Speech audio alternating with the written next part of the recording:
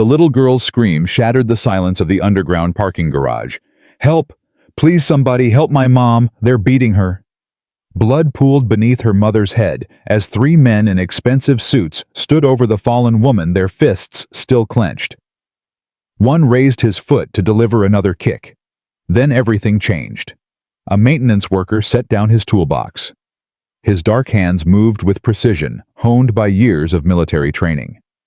What happened next would expose a conspiracy that reached the highest levels of corporate America and prove that sometimes the people we fire are exactly the ones we need most. Drop your city in the comments so I can see how far this story travels. The impact of Marcus Cole's fist connecting with the first attacker's jaw made a sound like a branch snapping. The man's expensive suit, gold watch, manicured nails crumpled before his brain could process what had happened. "What the second man started. He didn't finish. Marcus's elbow caught him in the solar plexus, a controlled strike that would leave him gasping, but not permanently damaged. The third man reached inside his jacket, probably for a weapon, but Marcus was already moving. He grabbed the man's wrist, twisted with mechanical efficiency, and had him face down on the concrete in less than 2 seconds. Total elapsed time, 4.5 seconds. "Stay down," Marcus said quietly. His voice carried the kind of authority that made grown men obey without thinking. "All three of you. Don't move.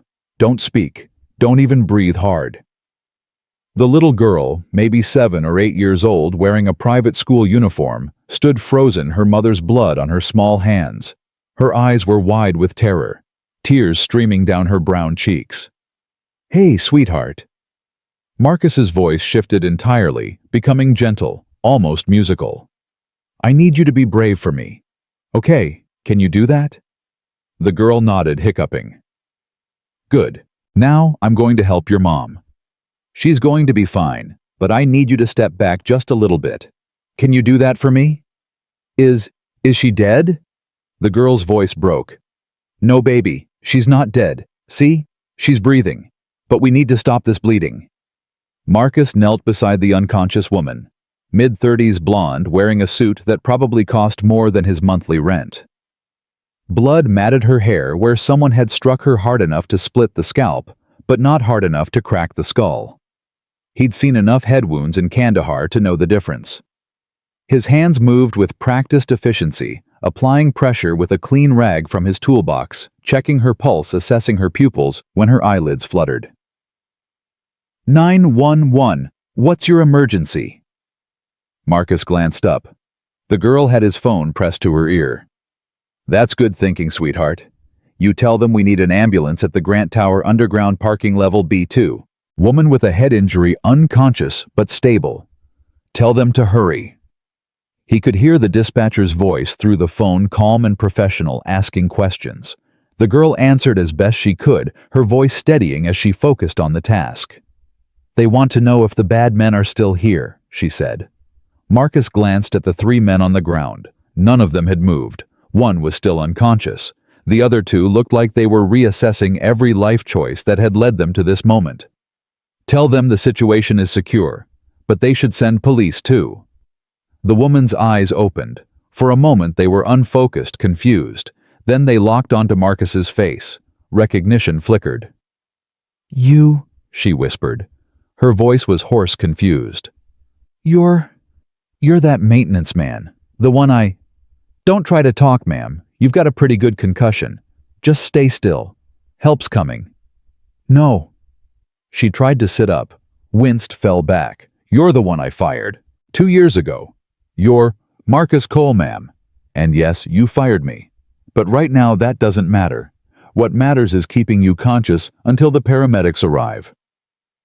Her eyes went to her daughter. "Emma, baby, are you okay?" "I'm okay, Mommy.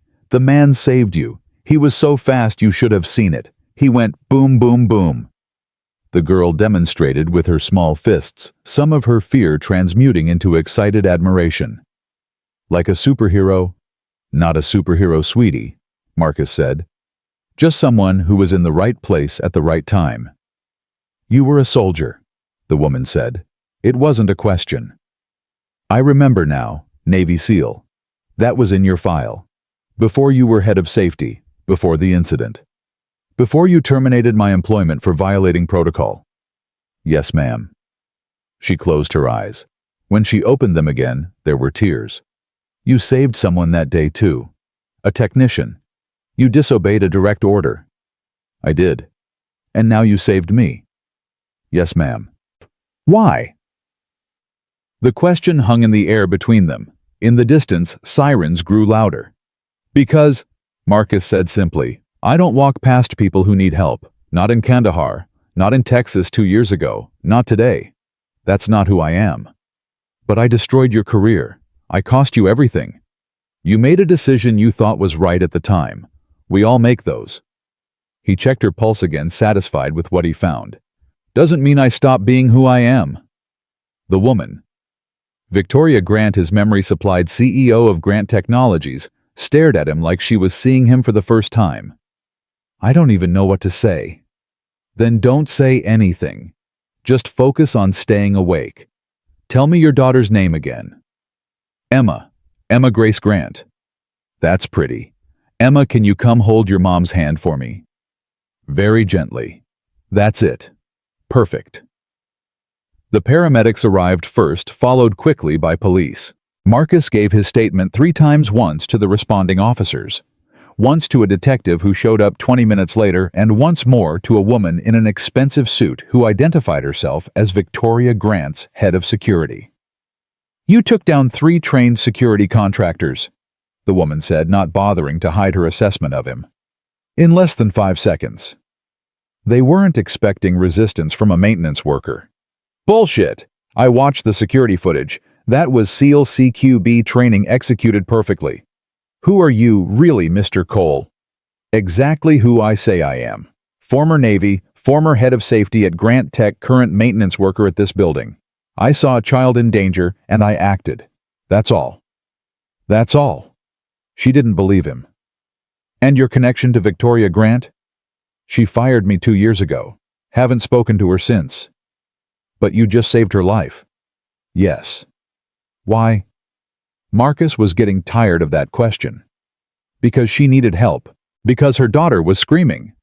Because I'm not the kind of man who walks past that. Is there anything else? Or can I go home to my own daughter? The security chief studied him for a long moment. Those men, the ones who attacked Mrs. Grant, they're not talking. They lawyered up immediately. But I'm going to find out who sent them and why. Good luck with that. Mr. Cole. She handed him a card. If you remember anything else, call me, day or night. He took the card. Sarah Chen, Chief of Security, Grant Technologies. He remembered her vaguely. She'd been mid-level security when he worked there, serious and competent. Will do. And Mr. Cole, Victoria Grant is going to want to thank you personally when she's feeling better. That's not necessary. Maybe not, but it's going to happen anyway. She paused. For what it's worth, I read the file on your termination. What you did in Texas, saving that technician that took guts. Some of us thought you got a raw deal. Marcus didn't respond. There was nothing to say that wouldn't sound bitter or self-serving. He collected his toolbox and headed for his truck. His shift had ended an hour ago. His daughter Jasmine would be getting out of after-school care soon, and he'd promised her they'd get ice cream if she finished her homework. His phone buzzed. A text from an unknown number. This is Sarah Chen. I meant what I said. Call me if you remember anything, or if anything strange happens. Those men came for Victoria for a reason, and that reason might not be finished. Marcus deleted the text and drove home. His apartment was small, 2 bedrooms, 1 bathroom, a kitchen that barely fit a table, and 2 chairs. But it was clean, the rent was paid, and it was theirs. That was what mattered. Jasmine was 9 years old, all long legs and bright eyes, and questions that never stopped. She'd inherited her mother's smile and Marcus's stubbornness. When they'd lost Michelle to cancer 3 years ago, Jasmine had been the reason Marcus got up every morning. The reason he kept going. Daddy! She ran to him when he picked her up, throwing her arms around his waist. You're late. Mrs. Rodriguez said you were probably fighting bad guys again. Marcus shot a look at Mrs. Rodriguez, the aftercare supervisor, who shrugged apologetically. "I told her your dad was in the Navy," she said. She extrapolated. Extrapolated, that's a big word, baby girl. I learned it today. It means I made a smart guess based on evidence. So was I right? Were you fighting bad guys? Marcus hesitated. He tried never to lie to his daughter. Michelle had made him promise in those last difficult weeks. No matter how hard the truth was, Jasmine deserved honesty. Sort of, he said. There was a situation at work. A woman and her daughter were in trouble. I helped. Did you do your special moves, the ones you taught me for emergencies? I did. Was anyone hurt bad? The woman was hurt, but she's going to be okay. The bad men went to jail. Good! Jasmine's voice was fierce. Bad men should go to jail. That's what Mommy always said. Your mommy was right about a lot of things. They got ice cream chocolate chip for Jasmine, vanilla for Marcus, and sat in the park watching the sun set over the city. Other kids played on the swings. Mothers watched from benches, scrolling through phones or chatting with each other. Normal people living normal lives. Marcus had never quite figured out how to be normal. Daddy, can I ask you something? Always. When you help people even when it's dangerous, is it because of Mommy? The question caught him off guard. What do you mean? Because you couldn't help her. Because the cancer was too strong, and even though you're the strongest person I know, you couldn't fight it for her. Marcus felt something crack in his chest. His daughter was too young to be this perceptive, too young to see that clearly into his soul. Maybe, he said quietly. Maybe that's part of it. When your mom got sick, I felt helpless. I couldn't protect her, couldn't save her. So now when I can help someone, when I can make a difference, you do it because you couldn't help her. I do it because it's right, because that's what she would have wanted. Your mom spent her whole life helping people. She was a social worker, remember? She believed that we're all responsible for each other. I miss her. Me too, baby, every single day. They finished their ice cream in silence. Then Jasmine said, "The woman you helped today, does she have a little girl too?" "She does. About your age. Her name is Emma." Was Emma scared? Very scared. But she was brave too. She called 911 and helped me take care of her mom. Good. I'm glad you were there, Daddy. I'm glad you helped them. Me too, Jazz. Me too. The news broke the next morning. Marcus was getting ready for work when his phone started buzzing with texts. He didn't recognize most of the numbers. Then he turned on the TV.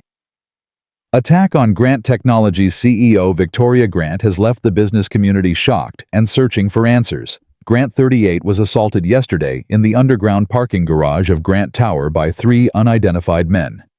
She was saved by a bystander later identified as Marcus Cole, a former employee of Grant Technologies and Navy SEAL veteran. His phone rang. Sarah Chen. "Mr. Cole, I'm assuming you've seen the news. Just turned it on. The media has your name. They're going to be looking for you. I'd recommend not talking to anyone until we understand what's happening." I wasn't planning to. Good. Also, Victoria would like to see you. When you have time. She's at home recovering. She's insistent. I don't think that's a good idea. Mr. Cole, 3 men tried to kill her yesterday. Professional contractors, probably former military or law enforcement. Someone wanted her dead or scared enough to hire them. You intervened. That makes you part of this whether you want to be or not. Marcus closed his eyes. He knew she was right.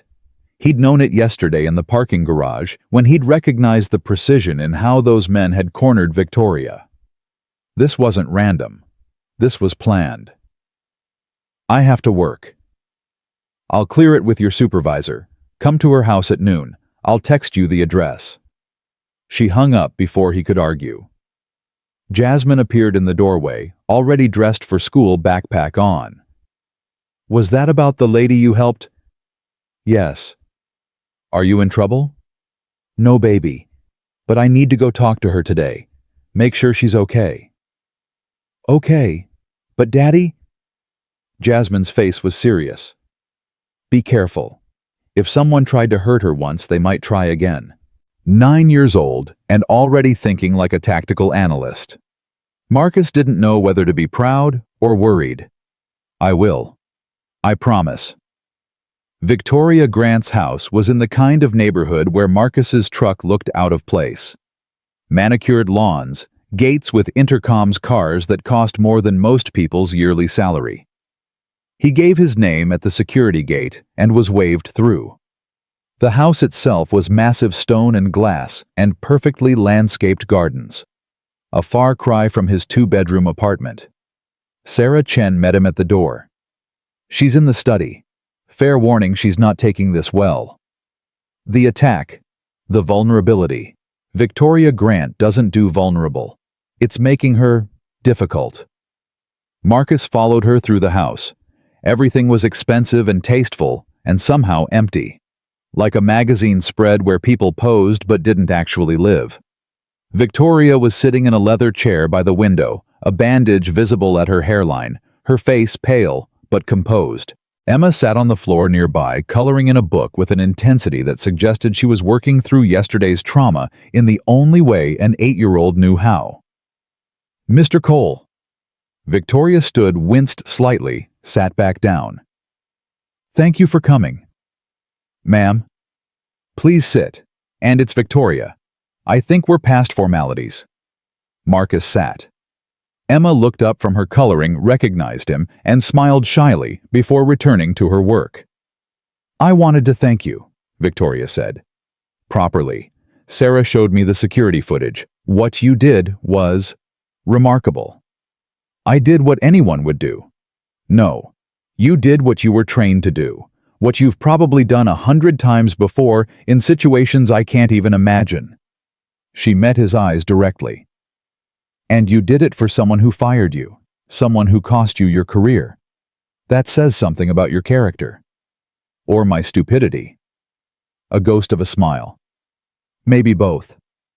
She paused. I've been thinking a lot about what happened in Texas. 2 years ago, the incident that led to your termination. That's in the past. Is it? Because I'm not sure it is. Not anymore. She leaned forward, careful of her injury. I need to tell you something, and I need you to really hear me. Can you do that? Marcus waited. 3 months ago, I started finding irregularities in our safety records. Small things at first inspection dates that didn't match signatures from engineers who weren't on site. I thought it was clerical errors. But the more I looked, the more I found. Systematic cover-ups, falsified reports, safety violations buried or ignored. Why are you telling me this? Because yesterday's attack wasn't random. Those men came for me specifically. They knew my schedule, my routes where security would be lightest. Someone wanted to stop me from digging deeper into those safety records. You think someone at your company tried to kill you? I think someone at my company wanted to scare me into backing off. The attack was meant to send a message. She glanced at Emma, lowered her voice. But they miscalculated. They didn't expect a Navy SEAL to be changing a light bulb 20 feet away. What do you want from me? The truth about Texas, about what really happened the day you were fired. Because I'm starting to think I was lied to. And I'm starting to think the same people who lied to me then are the ones who tried to hurt me yesterday. Marcus was quiet for a long moment. When he spoke, his voice was carefully neutral. You were lied to. The explosion in Texas wasn't caused by the technician I saved.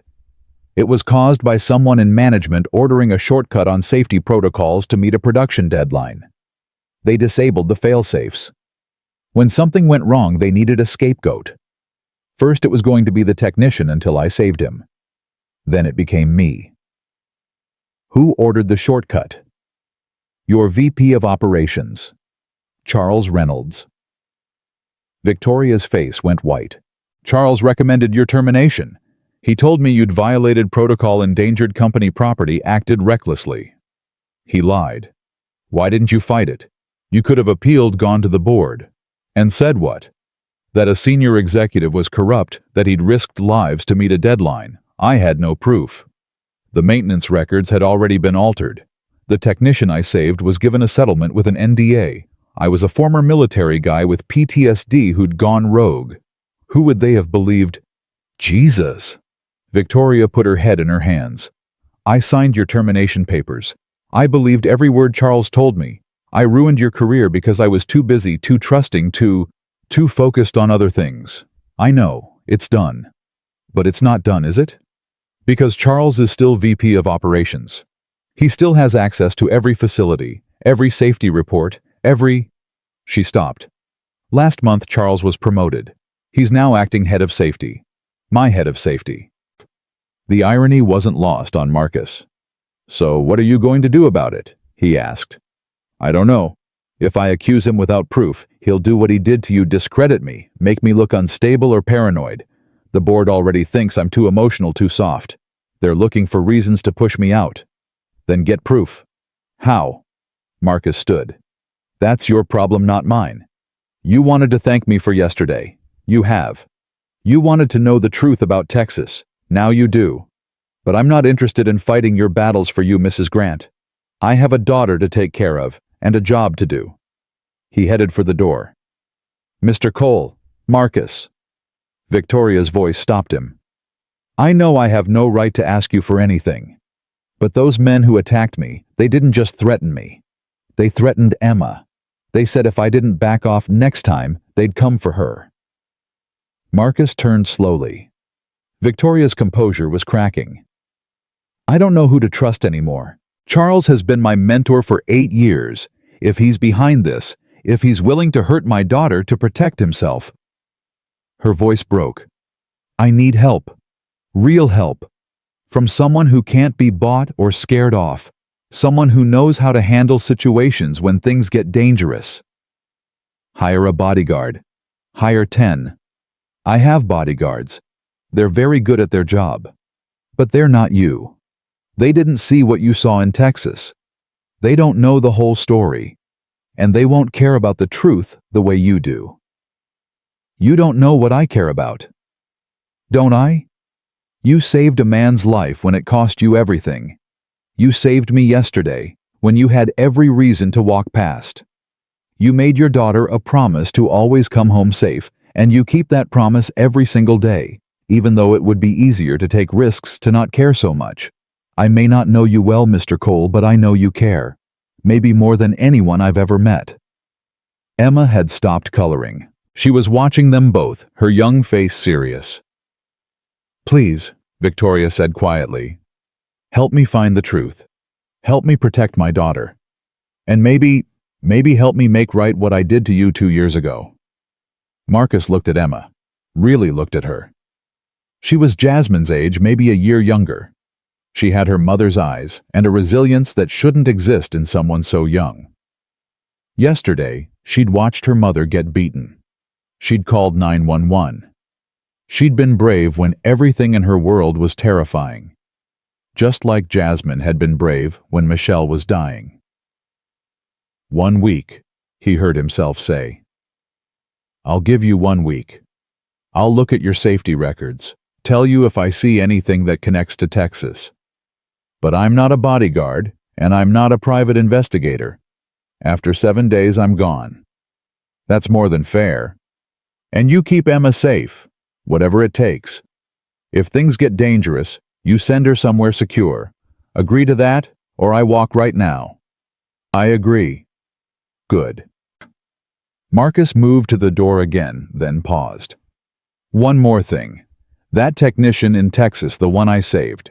His name was David Rivera. He had a wife and 2 kids. After the settlement, he moved to Oklahoma. If you really want to make things right, start by making sure his family is okay. Make sure Charles didn't bury him so deep he can't ever come up for air. I will. Marcus left before he could change his mind. Sarah Chen walked him to his truck.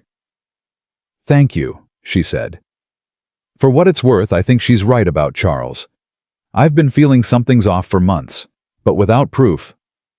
Then get proof. You're head of security. That's your job. It is. And for the record, you're right not to trust anyone at Grant Tech, including me. Trust no one until we know who Charles has in his pocket. Now you sound like my old commander. Was he a smart man? Smart enough to keep most of us alive, not all but most. Marcus drove away from the mansion, away from the wealth and privilege and complications he'd just agreed to step back into. He'd told Victoria 1 week. In his gut, he knew it was going to take longer than that. These things always did. His phone buzzed. A text from Jasmine. "Did you help the lady? Is she okay?" He texted back. "She's okay. So is her daughter. Home by 6. Pizza for dinner. Yes. Extra cheese." Marcus smiled despite himself.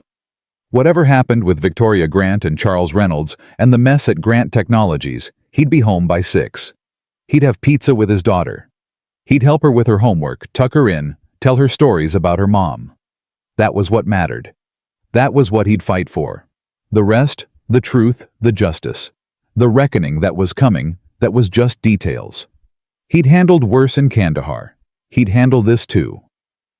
The files arrived at Marcus's apartment at 7 the next morning, delivered by courier in 3 sealed boxes. Sarah Chen had been thorough maintenance records, safety inspection reports, incident logs, going back 5 years. Everything was coded, cross-referenced, organized with military precision. Marcus spread them across his kitchen table while Jasmine ate cereal and watched cartoons in the living room. "What's all that?" she asked during a commercial break. "Work stuff. From that lady I told you about. The one with the daughter." "Yeah." "Are you helping her?" Marcus looked at his daughter, weighing how much to tell her. "I'm looking at some papers for her, trying to figure out if someone did something bad at her company." "Like a detective?" "Sort of." "Cool." Jasmine went back to her show. Marcus smiled despite himself. In Jasmine's world, everything was either cool or not cool. There was a simplicity to that he envied. He started with the Texas facility, the plant where the explosion had happened, where he'd saved David Rivera, where his career had ended. The official report blamed equipment malfunction caused by operator error. David's name was right there highlighted as the responsible party. But the maintenance logs told a different story. 2 days before the explosion, someone had authorized expedited maintenance on the safety interlocks. The signature was illegible, but the authorization code belonged to Charles Reynolds. Marcus pulled out his phone and took photos of every relevant page. He moved to the Chicago facility next. Same pattern. Inspections scheduled and then mysteriously passed without the inspector ever visiting the site. Safety violations noted and then disappeared from subsequent reports. And Reynolds's authorization code appeared again and again like a ghost haunting the paperwork. By the time he had to take Jasmine to school, he'd found evidence of systematic safety fraud at 4 different facilities. People could have died. People probably had died, and someone had buried the evidence so deep it would take a forensic accountant and a federal warrant to dig it all out. His phone rang as he was walking back to his truck. "Victoria." "Did you get the files?" "I got them." "And we need to talk. Not on the phone. Can you meet me somewhere?" "Where?" "Somewhere public. Neutral. Where neither of us has home field advantage." There was a pause. Then, "The coffee shop on 5th and Madison. The one that's always crowded. 1 hour." "I'll be there." Marcus arrived, first ordered black coffee, and took a table in the back corner where he could see both exits. Old habits from deployment: always know your exits, always keep your back to the wall, always be ready to move. Victoria arrived 15 minutes later, wearing jeans and a Georgetown sweatshirt, sunglasses, hiding most of her face. Without the designer suit and CEO armor, she looked younger, more vulnerable. The bandage at her hairline was smaller now, but still visible. She ordered something complicated with extra foam and sat across from him. "You look like hell," Marcus said. "Gee, thanks. That's exactly what every woman wants to hear." "I meant you look like you haven't slept." "I haven't. Every time I close my eyes, I see those men standing over me. I hear Emma screaming." She wrapped her hands around her coffee cup. "My doctor prescribed sleeping pills. I haven't taken them. I'm afraid if I'm not alert, if something happens. Nothing's going to happen. You've got security at the house, right? Round the clock. Sarah insisted. Emma thinks it's exciting, like we're in witness protection or something. Kids are resilient. So are you. She nodded at his knuckles, which were still slightly bruised. How's your hand? Fine. I've hit harder things. They sat in silence for a moment.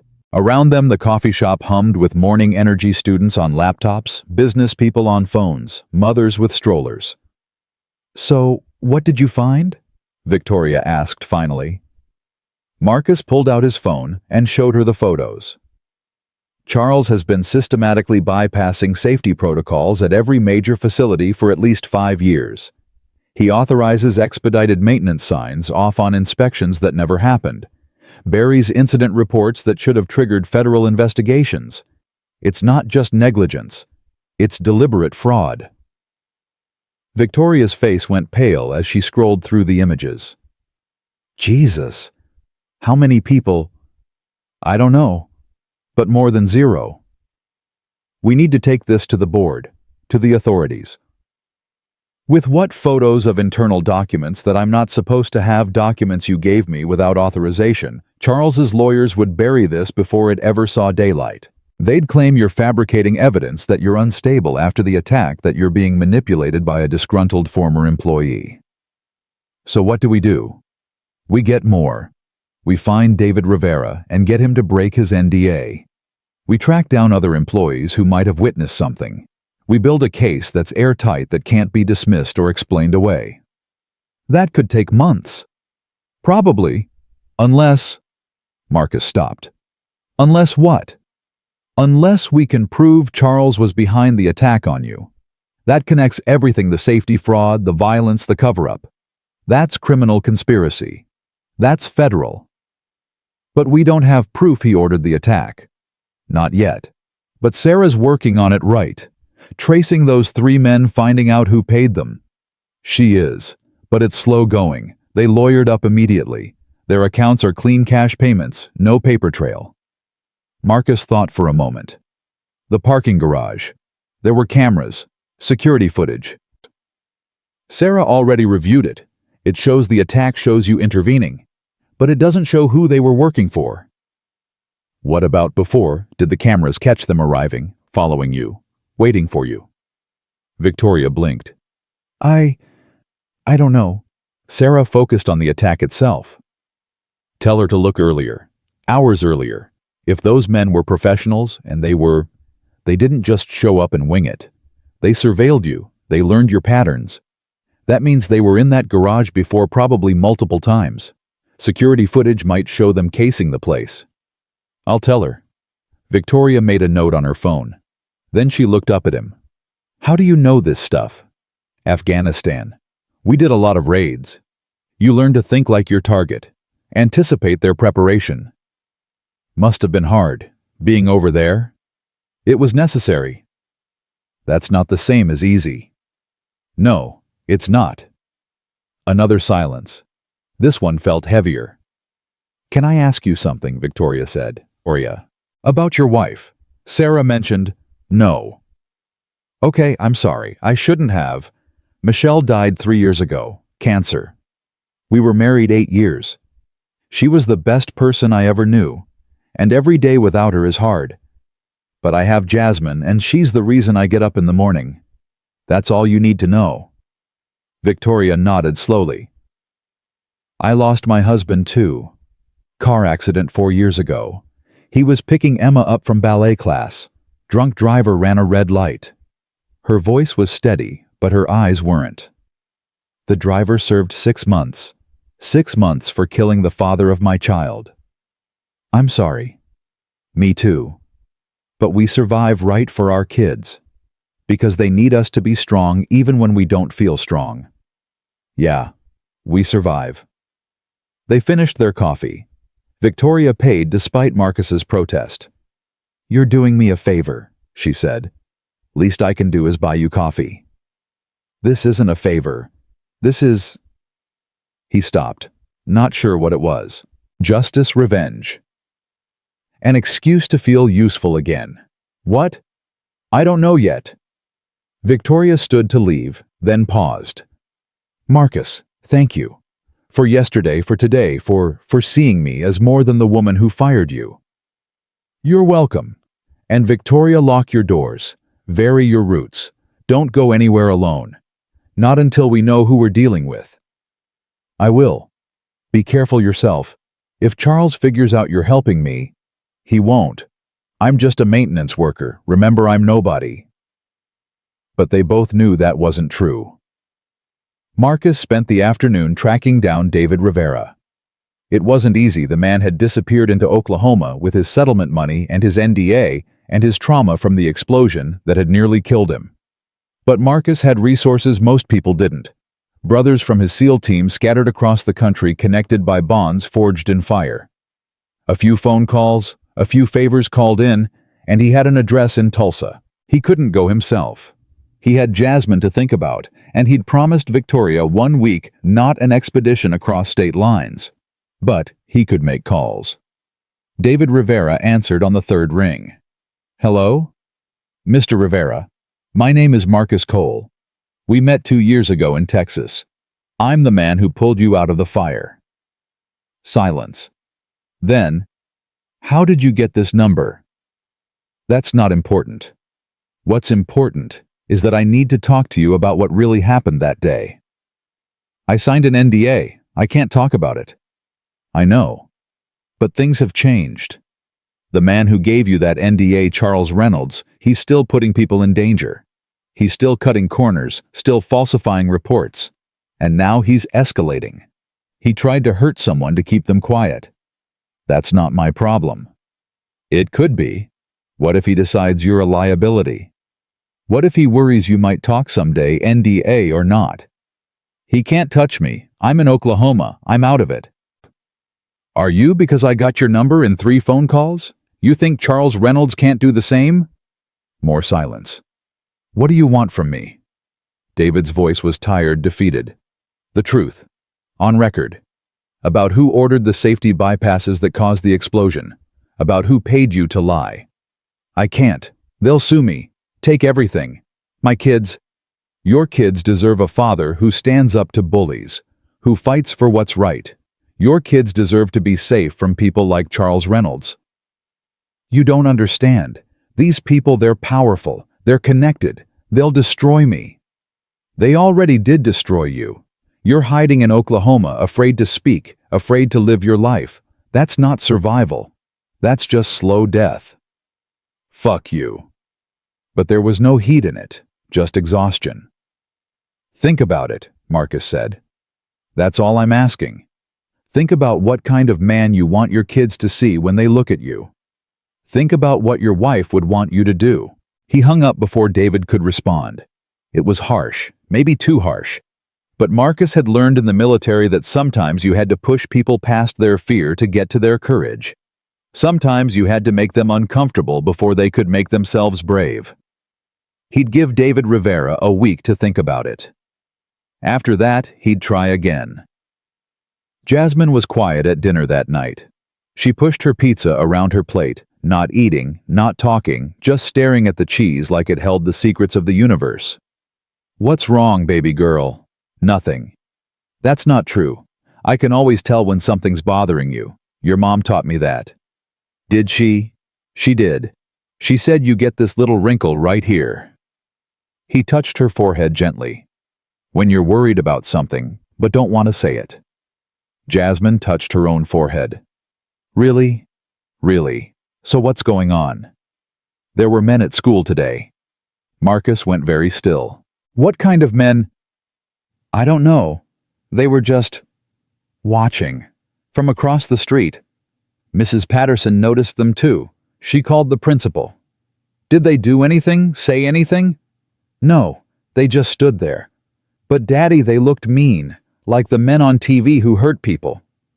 Marcus pulled out his phone and texted Sarah, Chen needs security on my daughter. Now. Something's wrong. Her response was immediate. On it. Details. He called her instead of texting. stepping into the kitchen where Jasmine couldn't hear. "There were men watching the school today," he said without preamble. "My daughter noticed them. Her teacher noticed them. This is escalating faster than we thought." Jesus. "Okay, I'm sending a team to your apartment tonight. They'll be discreet but visible. And I'll coordinate with the school for pickup and drop-off tomorrow." "I don't want Jasmine scared." "She won't be. These are professionals. They're good with kids. Sarah, if anything happens to my daughter because I'm helping Victoria, it won't. I promise you. We'll keep her safe." "You can't promise that." "No. But I can promise we'll try with everything we have." It wasn't enough, but it was all he was going to get. He returned to the dining room. Jasmine was still not eating. "Hey, listen to me." He sat down across from her. "Those men you saw, they're not going to hurt you. They're not going to come near you. I promise." "How do you know?" "Because I'm going to make sure of it.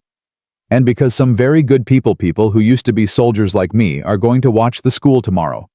They're going to make sure you're safe." "Are we in danger?" The question hung between them. Marcus had promised Michelle he'd never lie to Jasmine, but he'd also promised to protect her, to keep her childhood innocent as long as possible. "I don't know," he said finally. "Maybe. But if we are, we're prepared. We're smart. We're careful. And we have people helping us." "Because of the lady, the one you saved." "Yeah, because of her." Jasmine considered this. "Then, is she nice?" "Who, Victoria?" "Yeah. Is she nice? Or is she like the people on TV who pretend to be nice but are really mean?" "She's complicated. She made a mistake once, a big one. But I think she's trying to do better. Trying to fix what she broke. Mommy used to say that making mistakes is okay as long as you try to fix them. Your mommy was right. She was right about a lot of things." "Yeah, baby, she was." They finished dinner in silence. Marcus cleaned up while Jasmine did homework. Then they watched a movie together, something animated and silly that made Jasmine laugh. Normal things, safe things. But Marcus kept his phone and his pocket volume on high, ready to move at the first sign of trouble. Sarah's security team arrived at 10 p.m. 2 men, 1 woman, all professionally dressed, all clearly military or law enforcement backgrounds. They introduced themselves as the Johnsons, Tim and Andrea, who were friends from work, staying in the complex's guest unit. "We'll do rotating shifts," Tim explained quietly while Jasmine was brushing her teeth. "One of us awake at all times. Security cameras on your door and the stairwell. If anyone approaches who shouldn't, we'll know." "I don't like this," Marcus said. "Bringing my daughter into this." "You didn't bring her into anything. Charles Reynolds did that when he decided to threaten a child to get leverage. We're just making sure his gambit fails. And if it doesn't." Tim met his eyes squarely. "Then we extract. You, your daughter, Victoria Grant, and her daughter. We have a safe house ready. But it won't come to that. You can't know that." "No, but I can believe it. Sometimes that's enough." After they left, Marcus checked on Jasmine. She was already asleep, her stuffed elephant, a gift from Michelle in those last weeks, clutched tight against her chest. She looked so small, so vulnerable. He'd promised Michelle he'd keep their daughter safe. He'd promised he'd give her a good life, a normal life, a life without fear. And now men were watching her school. Now she was a target because of choices he'd made. His phone buzzed. "Victoria. Sarah told me about the men at Jasmine's school. I'm so sorry. This is my fault." He texted back. "Not your fault. Charles Reynolds' fault. Still, your daughter shouldn't be in danger because of my company's problems. She's not in danger. She's protected. There's a difference." "Is there?" "It feels like semantics." Marcus stared at the text, trying to figure out how to respond. Finally. "My daughter is protected because I made choices. I could have walked away. I didn't. That's on me, not you. Why didn't you walk away, I mean? He thought about that, about Michelle's voice in those last days. Promise me you'll help people, Marcus. Promise me you won't let anger or bitterness make you small. Promise me you'll be the man I fell in love with. Because walking away isn't who I am, he typed. For better or worse. I'm glad, even though I shouldn't be. Even though it puts you and Jasmine at risk. Get some sleep, Victoria. Tomorrow we keep digging. Tomorrow we keep digging, she agreed. Marcus put his phone down and sat in the darkness of his living room, listening to his daughter breathe in the next room, listening to the night sounds of the building around him, listening to the quiet footsteps of the security team in the hallway. Tomorrow they'd keep digging. They'd find more evidence, build a stronger case, get closer to the truth about Charles Reynolds and his web of corruption. But tonight, Marcus sat in the dark and wondered if he'd made the right choice. If protecting Victoria Grant was worth potentially endangering Jasmine. If justice for David Rivera and the others who'd suffered under Charles's negligence was worth the risk. He didn't have an answer. Maybe there wasn't one. Maybe sometimes you just did what seemed right in the moment and hoped it was enough. His phone buzzed again. This time it was a text from a number he didn't recognize. Back off. Last warning. Or your daughter pays. Marcus's blood went cold. He screenshot the text, forwarded it to Sarah, then called Tim in the hallway. We have a problem. By midnight, Sarah had traced the text to a burner phone purchased with cash at a convenience store in Arlington. The store's security footage showed a man in a hoodie and sunglasses buying 3 phones, untraceable, disposable, perfect for threats. It's escalating, Sarah said over speakerphone. She was in her office at Grant Tech working late, running down every lead. Charles is feeling pressure. That makes him dangerous. What about the men at the school? Marcus asked. Local PD is looking for them, but no cameras caught their faces, and the descriptions are too vague. White males, dark clothes, athletic builds, that's half the city. So we're nowhere. We're not nowhere. We're close. Charles is panicking. People who panic make mistakes. That's supposed to make me feel better. It's supposed to make you vigilant. Keep Jasmine close. Keep your phone on. And Marcus, maybe it's time to consider that safe house. No, we run, he wins. We show fear, he knows he's got leverage. He's threatening a 9-year-old child. I know exactly what he's doing, and I'm not backing down. There was a long pause. Then Sarah said quietly, Your wife, Michelle, how did she die? The question caught him off guard. Cancer. Why? Was it sudden, or did you have time? We had 6 months, from diagnosis to... He couldn't finish the sentence. And in those 6 months, what would you have done if someone had threatened to hurt her? If someone had tried to use her as leverage against you? Marcus understood where she was going. I would have killed them. Exactly. So why are you surprised that Charles is willing to threaten Jasmine? People who are desperate do desperate things. And Charles Reynolds is very, very desperate. So what do you want me to do? I want you to be smart. You're a warrior, Marcus. I've seen your file. I know what you did in Afghanistan and Iraq, in places that don't officially exist. You know how to fight. But fighting isn't always the answer. Sometimes the smart play is tactical retreat. This isn't Afghanistan. No, it's worse. Because in Afghanistan you knew who the enemy was. Here Charles could have anyone in his pocket. Anyone could be watching, reporting, waiting for an opportunity. Jesus. Yeah, so please, for your daughter's sake, consider the safe house. Just until we have Charles in custody. Marcus looked at Jasmine's closed bedroom door. Thought about her sleeping peacefully, unaware of the danger circling closer. Thought about Michelle's last words. Keep her safe. Whatever it takes, keep our baby safe. I'll think about it, he said finally. That's all I'm asking.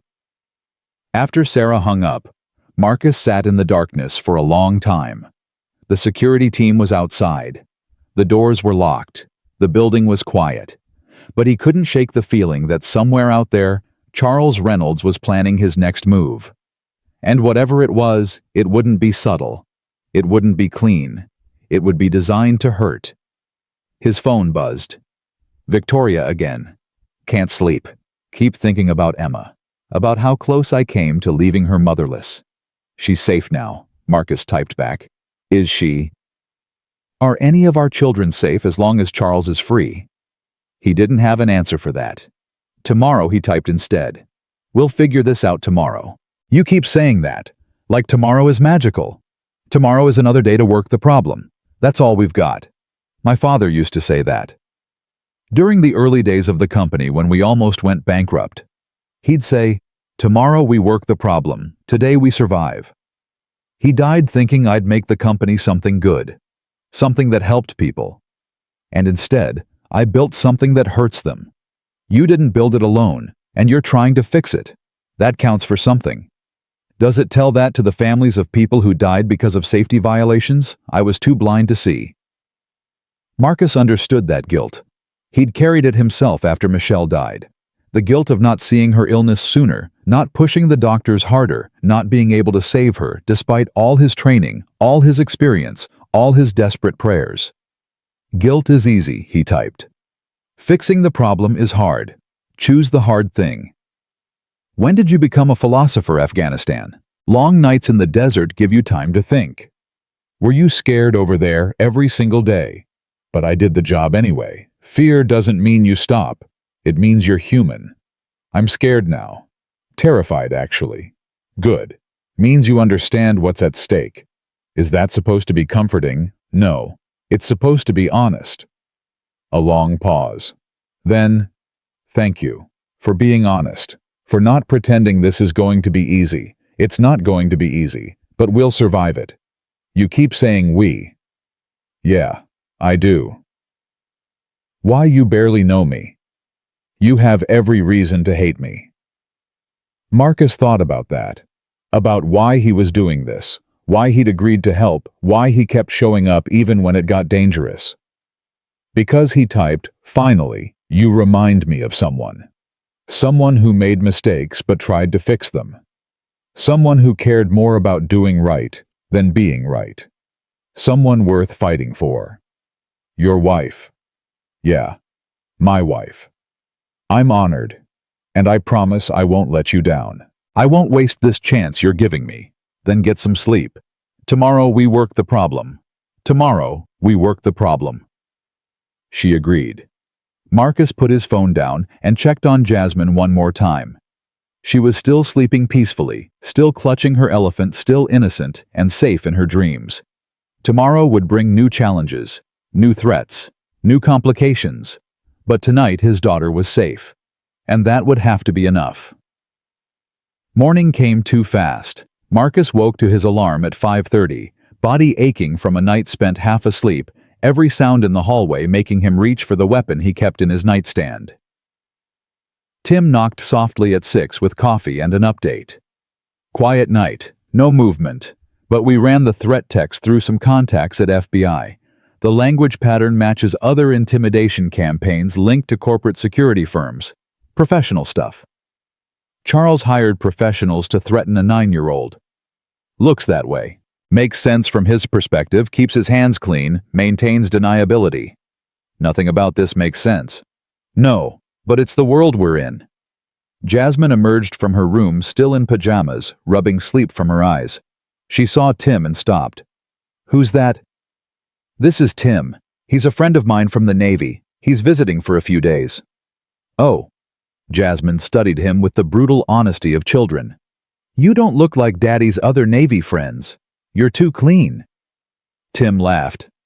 Your dad's other friends are probably still active duty. I got out, cleaned up my act.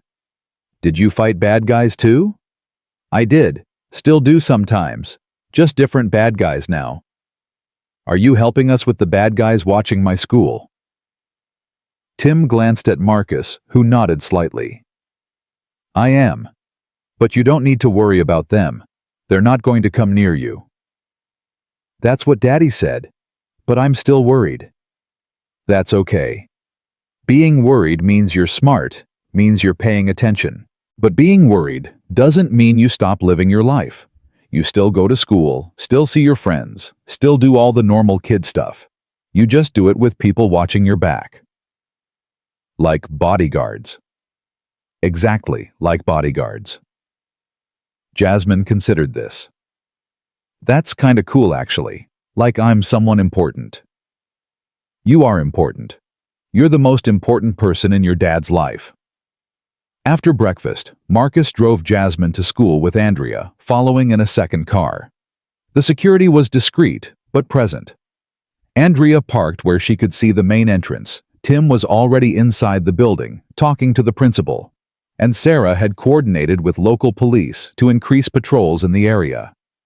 "Daddy," Jasmine said as they pulled up, "what if the bad guys come anyway?" "They won't." "But what if they do?" Marcus turned to face her fully. "Then you run. You don't try to be brave, you don't try to fight. You run to the nearest adult teacher principal Tim if he's close, and you tell them what's happening. Can you do that?" "I think so." "Not think, no. This is important, Jazz. Promise me." "I promise." He watched her walk into the building, small backpack, bouncing pigtails swinging. Andrea caught his eye and nodded. She had visual, everything was secure. Marcus drove to Victoria's house feeling like his chest was in a vice. Victoria answered the door herself. No makeup, hair pulled back, looking exhausted. Emma didn't want to go to school today. She's scared. Of what? She won't say, just keeps crying, asking why those men hurt me, asking if they're coming back. Are you keeping her home? Sarah thinks I should. Put her in the safe house with professional security until this is over. What do you think? Victoria's eyes filled with tears. I think I'm terrified. I think every decision I make feels like life or death. I think I'm failing my daughter by even putting her in this position. You're not failing her. You're protecting her from a man who's dangerous. That's not failure. Isn't it I built the company that enabled Charles? I created the culture that let him get away with this for years. Everything that's happening now is a consequence of my choices. Marcus recognized that spiral. He'd been in it himself after Michelle died, blaming himself for not catching her cancer sooner, for not being enough. Listen to me. Charles Reynolds made his own choices. He chose to cut corners, to falsify reports, to threaten people. You didn't make him do that. You're not responsible for his evil. But I'm responsible for not seeing it. For being so focused on profits and growth that I missed what was happening in my own company. Yeah, you are responsible for that. So fix it. Stop wallowing and fix it. The bluntness seemed to shock her. Excuse me. You want to help Emma show her that when you make mistakes, you don't collapse. You stand up and you fix them. You want to honor the people who died because of those safety violations? Make sure it never happens again. You want to beat Charles. Stop feeling sorry for yourself and start fighting back. Victoria's tears stopped. Something hardened in her expression. You're right. You're absolutely right. I've been so busy feeling guilty that I haven't been actually doing anything. So, do something. Like what? Like getting Emma somewhere safe so you can focus. Like going public with what we know before Charles can spin it. Like fighting instead of hiding. If I go public now, he'll destroy me. He'll say, I'm unstable, paranoid, making up conspiracies. Let him try. You have evidence. You have my testimony about Texas. You have David Rivera if we can get him to talk. You have the truth. The truth doesn't always win. No, but silence always loses. Victoria stared at him for a long moment. Then she pulled out her phone and called Sarah. I want to hold a press conference. Tomorrow. I'm going to tell the truth about the safety violations, about the cover-up, about everything. Sarah's voice crackled through the speaker. Victoria, that's incredibly risky. Charles will fight back hard. I know. I don't care anymore. Marcus is right. We can't beat him by hiding. We beat him by exposing him. If you do this, there's no going back. Your reputation, your career, everything could be destroyed. Then it's destroyed. but at least I'll have told the truth." After she hung up, Victoria looked at Marcus with something like wonder. "How do you do that?" "Do what?" "Make everything seem simple.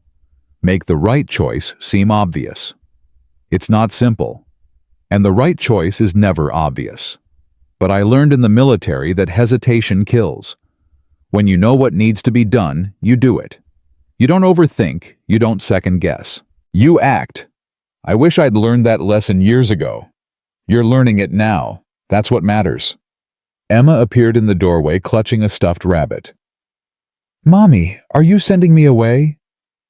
Victoria knelt down. "No, baby. I'm not sending you away. But I think it would be good if you stayed with Aunt Sarah for a few days. Like a sleepover." "I don't want to. I want to stay with you." "I know. But Mommy has some important work to do, and I need to know you're safe while I do it." "Is it because of the bad men?" "Partly. But also because you'll have more fun with Aunt Sarah. She has that big house with the pool. Remember?" Emma's lower lip trembled. "Will you visit?" "Every single day, I promise." "What about him?" Emma pointed at Marcus. "Will he visit too?" Marcus hadn't expected that. "If you want me to." "I do. You saved Mommy. That makes you family." Something cracked in Marcus's chest. He thought of Jasmine, of how desperately she wanted siblings, wanted extended family, wanted the connections that had died with Michelle. "Okay, I'll visit." "Promise?" "Promise." Emma hugged her rabbit tighter. "Okay, I'll go to Aunt Sarah's, but only because you promised." After Sarah came to collect Emma, Victoria collapsed onto her couch. "I can't believe I just agreed to a press conference. What was I thinking?" "You were thinking it's time to stop running." "I'm terrified." "Good. Use that. Channel it into something productive." "How are you so calm about all this?" Marcus thought about the nights he'd spent in Afghanistan, knowing that dawn might bring firefight or IED or ambush. "I'm not calm. I'm just practiced at functioning while terrified. There's a difference." "Teach me." "Can't. It's not something you teach. It's something you learn by surviving things you didn't think you could survive." "I don't know if I can survive this." "You can. You will. Because you have Emma counting on you, and because you're stronger than you think." Victoria studied him. "Why are you really doing this, Marcus? And don't give me the line about not walking past people who need help. There's more to it than that." He was quiet for a long time. Finally, "When Michelle was dying, I felt helpless. She was in pain, and I couldn't fix it. She was scared, and I couldn't protect her. All my training, all my experience, none of it mattered. I couldn't save the person I loved most in the world." "Marcus, let me finish. After she died, I was angry. At God, at the world, at myself. I worked maintenance jobs because they were simple, because they didn't require me to care, because I could just show up, do the work, go home. No complications, no attachments, no risk.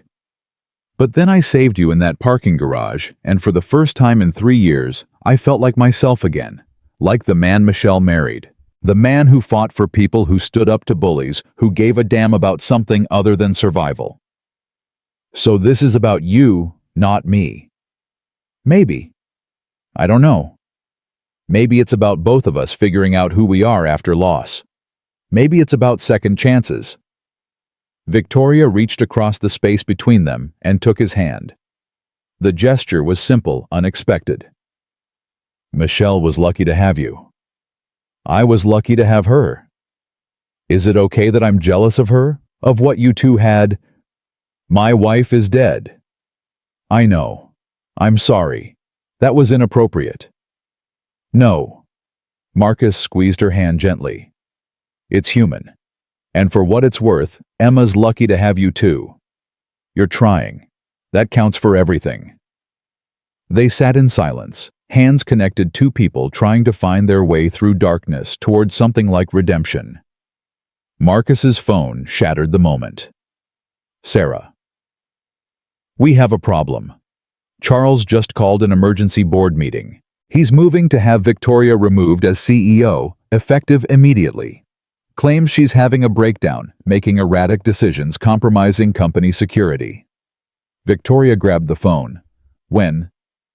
4 hours. He's invoking the emergency provisions in the bylaws. If the board votes against you, you're out. Can he do that? Technically, yes. The provisions exist for situations where the CEO becomes incapacitated or poses a risk to the company.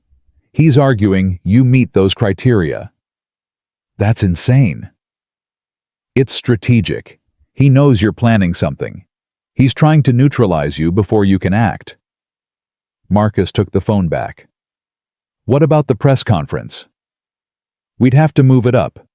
Do it now before the board meeting. But that's risky. You won't have time to prepare properly, and Charles will use it as evidence that Victoria's unstable. We do it anyway. We go now, we tell everything, we let the board make their decision with all the facts on the table. Marcus, that could backfire spectacularly. Or it could work. Either way, it's better than letting Charles control the narrative. Victoria stood up, decision made. Call the media. Tell them I'm holding an emergency press conference in 2 hours at Grant Tech headquarters. Tell them I'm making a major announcement about safety violations and corporate corruption. Victoria. Just do it, Sarah. We're done playing defense. It's time to attack. The next 2 hours were chaos. Sarah assembled a core team, lawyers, PR specialists, security personnel, all people she trusted absolutely. Victoria went through the evidence with Marcus, organizing it into a coherent narrative. Emma's goodbye had been tearful, but brief, her little arms wrapped around her mother's neck. Be brave, Mommy. I will, baby. I promise. Now they sat in Victoria's office 30 minutes before the press conference, going over her statement one last time. This is going to destroy my career, Victoria said quietly.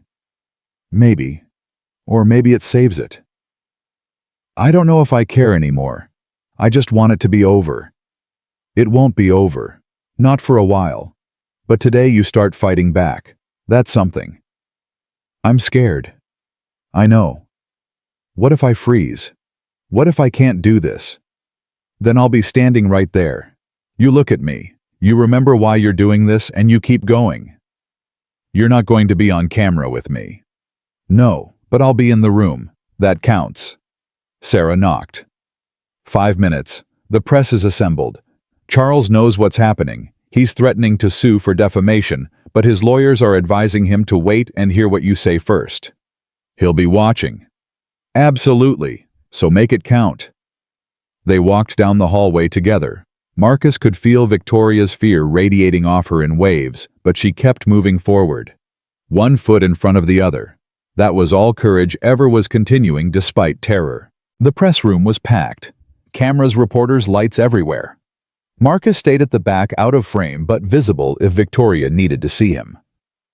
She approached the podium, gripped its edges, and for a moment looked like she might bolt.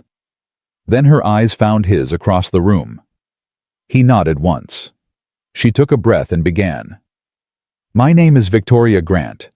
I'm the CEO of Grant Technologies, and I'm here to tell you about a systematic cover-up of safety violations that has existed in my company for at least 5 years. The room erupted. Questions shouted, cameras flashing. Victoria held up her hand. Please, let me finish. You'll have time for questions after. She detailed everything. The falsified inspection reports. The expedited maintenance that bypassed safety protocols. The explosion in Texas that had injured David Rivera and cost Marcus his career. The pattern of intimidation that kept people silent. I was blind to this.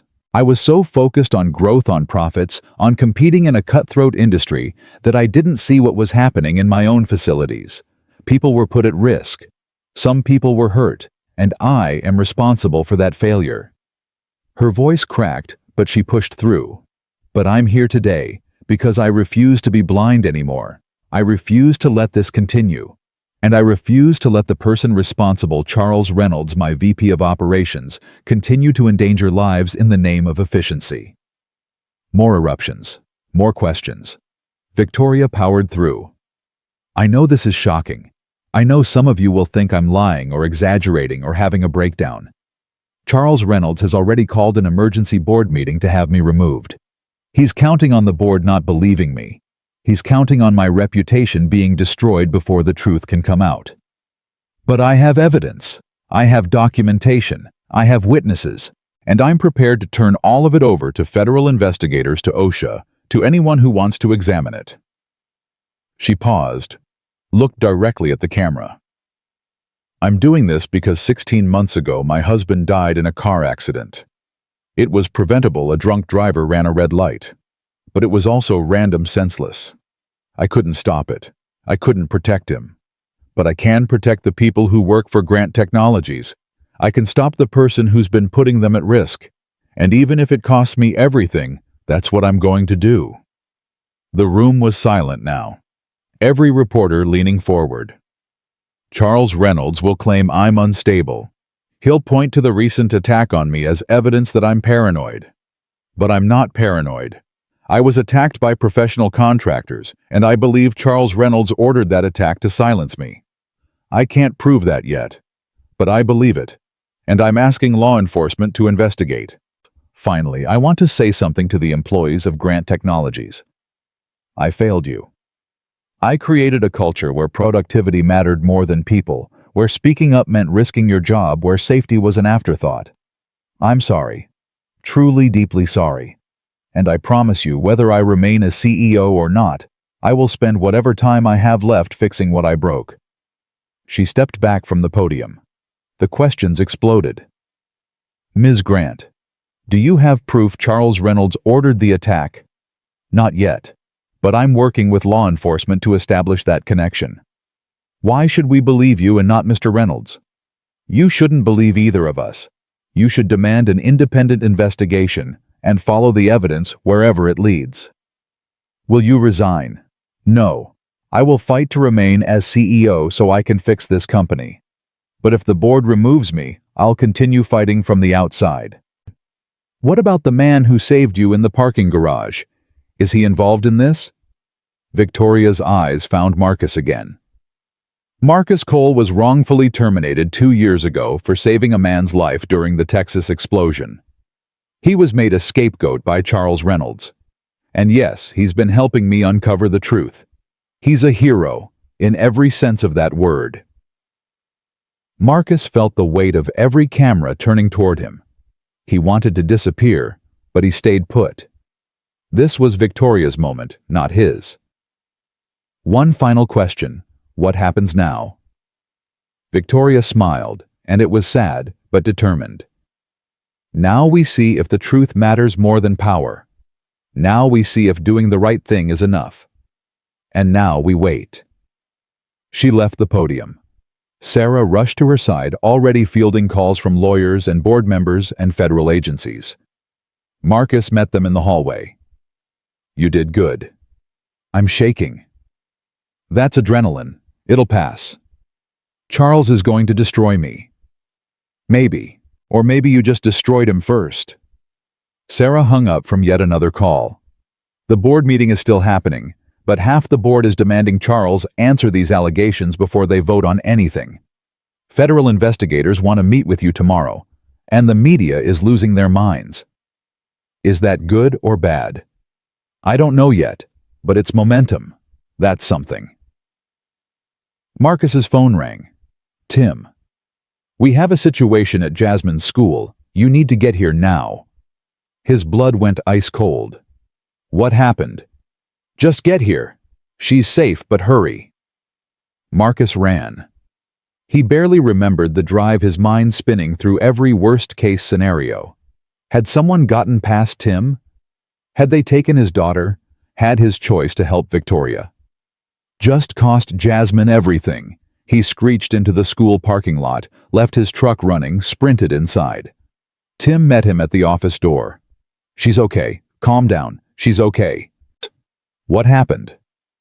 2 men tried to check her out of school, said they were with your family, that there was an emergency, had fake IDs with your last name. Marcus's hands clenched into fists. Where are they? Gone. The school secretary got suspicious, called me to verify. I came running, they saw me and took off. Got their license plate though. Already gave it to Sarah's people. Can I see her? Yeah, she's in the principal's office. A little shaken, but okay. Jasmine looked up when Marcus entered. Her eyes were red from crying, but she ran to him and threw her arms around his waist. Daddy, those men said something bad happened to you. They said they needed to take me to the hospital. I'm okay, baby. See, I'm fine. Those men were lying. Why would they lie about that? Marcus knelt so he was eye level with his daughter. Remember how we talked about bad people sometimes doing bad things to get what they want? Yeah. Those men are bad people. They wanted to take you so they could make me stop helping the lady, but it didn't work because Ms. Rodriguez was smart and called Tim. So I'm not going to see you in the hospital. No, baby. I'm healthy. I'm safe. And you're safe. That's all that matters. But it wasn't all that matters. Marcus knew that. Charles had just escalated from threats to attempted kidnapping. This was war now. The principal, a kind woman named Mrs. Chen, approached carefully. Mr. Cole, we've called the police. They're reviewing our security footage, and I want you to know we will never let anyone take Jasmine without explicit permission from you. Never. Thank you. Is she in danger? Should we be implementing additional protocols? Marcus wanted to lie, wanted to say everything was fine, but Mrs. Chen deserved the truth. Yes, she's in danger. A man I'm helping to expose is using my daughter as leverage. He's threatened her, and now he's tried to take her. I don't think he'll stop. Then we need to move her, immediately, to the safe house. The voice was Sarah's. She'd followed him from Grant Tech, arrived during the conversation. No, Marcus said automatically. Marcus, he just tried to kidnap your daughter from school. This isn't a game anymore. I know exactly what it is. Then act like it. Protect her. Even if it means... Sarah stopped, glanced at Jasmine, lowered her voice. Even if it means making hard choices. Marcus looked at his daughter. At her tear-stained face, her trembling hands, her brave attempt to hold it together.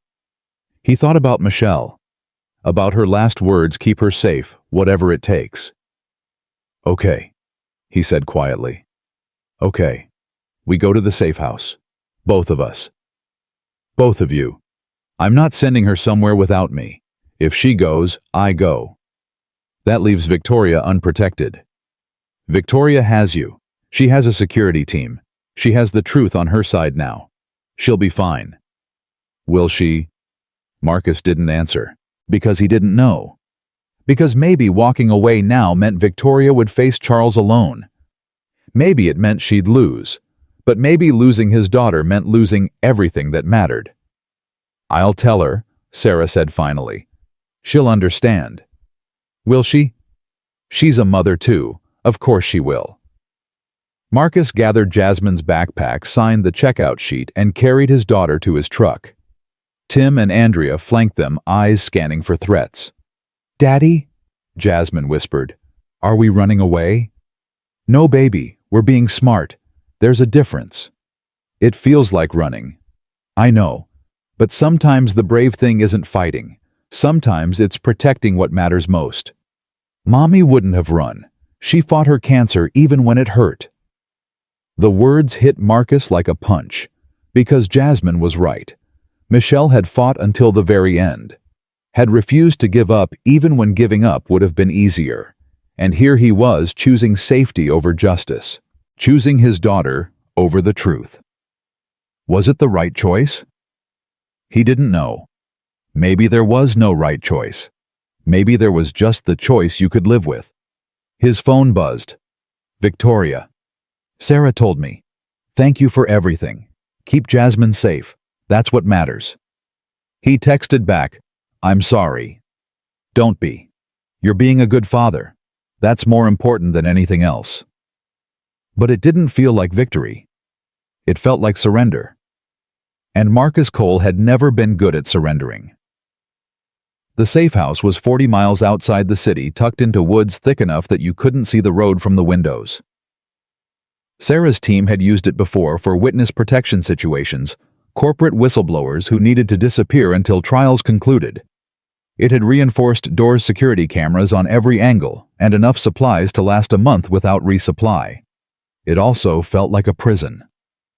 Jasmine sat on the couch, knees pulled to her chest, staring at nothing. She hadn't spoken since they arrived 3 hours ago. Hadn't asked questions, hadn't complained, hadn't done anything except retreat into silence. Marcus recognized that silence. He'd lived in it himself after Michelle died. "Jazz, talk to me." "Nothing." "Baby girl, I know you're scared. I know this isn't what you wanted. But we're safe here. That's what matters." Mommy wouldn't have hidden. Her voice was small, distant. She would have fought. Your mommy fought cancer for 6 months. She fought every single day. But there were times she had to rest, had to step back, had to let the doctors do their work. This is like that. No, it's not. Cancer wasn't trying to hurt her on purpose. These are bad people making bad choices. You taught me to stand up to bullies. I did. But I also taught you that fighting isn't always the answer. Sometimes you have to be smart. Jasmine finally looked at him. Is this smart, or are you just scared? The question cut deep because it was true. Marcus was scared. Terrified of losing his daughter the way he'd lost Michelle. Terrified of making the wrong choice and having to live with it forever. Both, he admitted. I'm scared and I'm trying to be smart. I'm trying to keep you alive. But what about the lady? What about Emma? What happens to them while we hide? Marcus didn't have a good answer. He pulled out his phone and checked the news. Victoria's press conference was everywhere. The stock price had dropped 15%. The board meeting had been delayed twice as members demanded more information. Federal investigators had opened a formal inquiry into Grant Technologies. Charles Reynolds had issued a statement calling Victoria's allegations the desperate lies of a woman having a breakdown. Public opinion was split. Some people believed Victoria. Others thought she was trying to cover up her own failures by blaming Charles. The truth was getting lost in the noise. His phone rang. Victoria herself. Don't answer it, Jasmine said quietly. I have to. Why, we're supposed to be safe here. Safe means away from all this. Marcus answered anyway. How are you holding up? Victoria's laugh was brittle. I've been better. The board just voted, 7-5. I'm out. Jesus, I'm sorry. Don't be. Half of them wanted me gone before I even spoke. Charles has been working them for months, planting seeds of doubt about my leadership. Today just gave them the excuse they needed. What happens now? Charles becomes acting CEO. He'll spin this as a tragic situation where a beloved leader had a breakdown under pressure. He'll promise to restore confidence, to conduct a thorough internal review to make things right. And the board will let him, because admitting the truth means admitting they enabled him. The federal investigation could take years. You know how these things work. Corporate lawyers delay settlements without admission of guilt. Charles will lawyer up, destroy evidence, intimidate witnesses. By the time anyone faces consequences, people will have forgotten why they cared. Marcus heard the defeat in her voice. So you're giving up? What choice do I have? I told the truth. I showed the evidence. And it wasn't enough.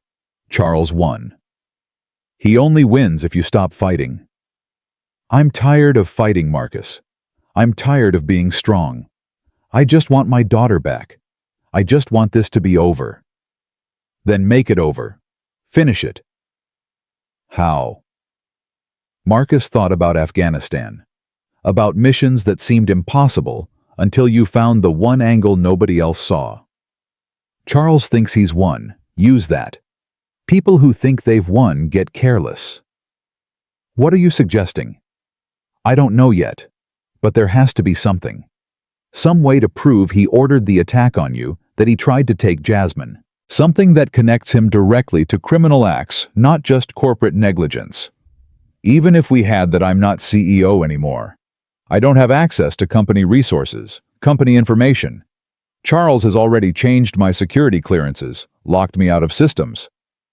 You have people who are loyal to you. Sarah, for one. Others, too, probably. People who know Charles is corrupt, who want to see him stopped. Maybe. But asking them to break company policy to risk their own careers? That's what leadership is. Asking people to take risks for something bigger than themselves.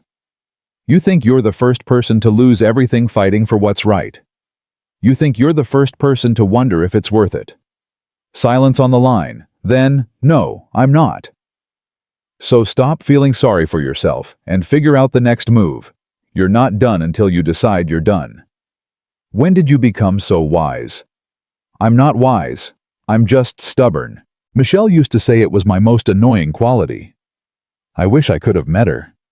She would have liked you. Once she got past being mad about you firing me. Victoria laughed, and it sounded real this time. Yeah, probably. Marcus, thank you for not letting me quit. Don't thank me yet. We still have to figure out how to win. After he hung up, Jasmine spoke from the couch. You told her to keep fighting. I did. But we're not fighting. We're hiding. We're regrouping. There's a difference. Is there? Marcus sat beside his daughter. When I was in Afghanistan, there were times my team had to fall back. We'd take fire, realize we were outnumbered or outgunned, and we'd retreat to better positions. That wasn't giving up. That was being smart enough to fight another day. But you always went back, right? You didn't just hide forever. No, we always went back. So when do we go back? When I know you'll be safe. I'm not safe anywhere as long as the bad man is out there. You know that, Daddy. You're just pretending. She was right. Marcus knew she was right. As long as Charles Reynolds was free, as long as he had resources and connections, and the desperation of a cornered animal, nowhere was truly safe. Then we make him not a threat anymore, Marcus heard himself say. How? I don't know yet, but I'll figure it out. The rest of the day dragged. Jasmine did homework at the kitchen table. Marcus paced thinking, planning, discarding idea after idea. Tim and Andrea rotated shifts outside, ever vigilant. The sun set, painting the woods in shades of orange and red. Marcus made dinner mac and cheese from a box Jasmine's favorite. She ate 3 bites and pushed her plate away. Not hungry. You need to eat. I need to not be here. I need things to be normal again. I know, baby, I know. Do you? Because you keep saying that, but nothing changes. We're still here. The bad man is still out there. Emma and her mom are still in danger, and we're just eating mac and cheese like it's fine. What do you want me to do? Jazz, tell me. I want you to be the hero you were when you saved the lady. I want you to stop being scared and start fixing things. Her words hit like physical blows. Because she was 9 years old and she could see right through him. Could see that he was paralyzed by fear of losing her. Could see that he was choosing safety over justice because he couldn't bear to lose another person he loved. His phone buzzed. Sarah. We found something. The security footage from the parking garage from the days before Victoria's attack. One of the men shows up 3 times in the week prior, always around the same time Victoria leaves work. He's clearly surveilling her. Can you identify him? We're working on it. But Marcus, there's something else. We traced the company that paid those contractors. It's a shell corporation, but we dug deeper. The money ultimately comes from a Grant Tech discretionary fund that Charles controls. That's the connection. That proves he ordered the hit. Maybe.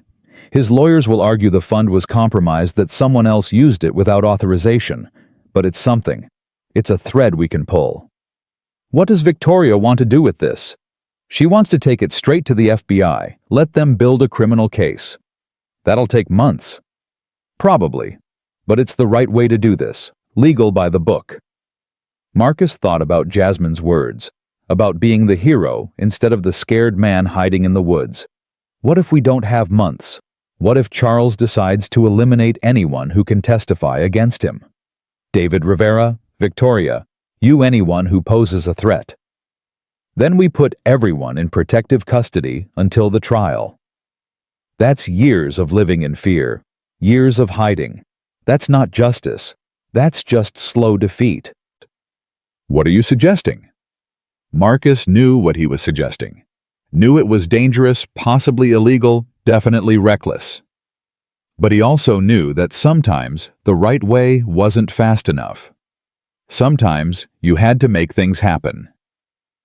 I'm suggesting we give Charles enough rope to hang himself.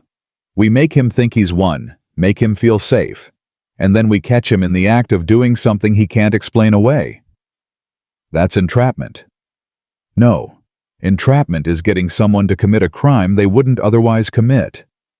This is giving someone who's already a criminal the opportunity to be himself.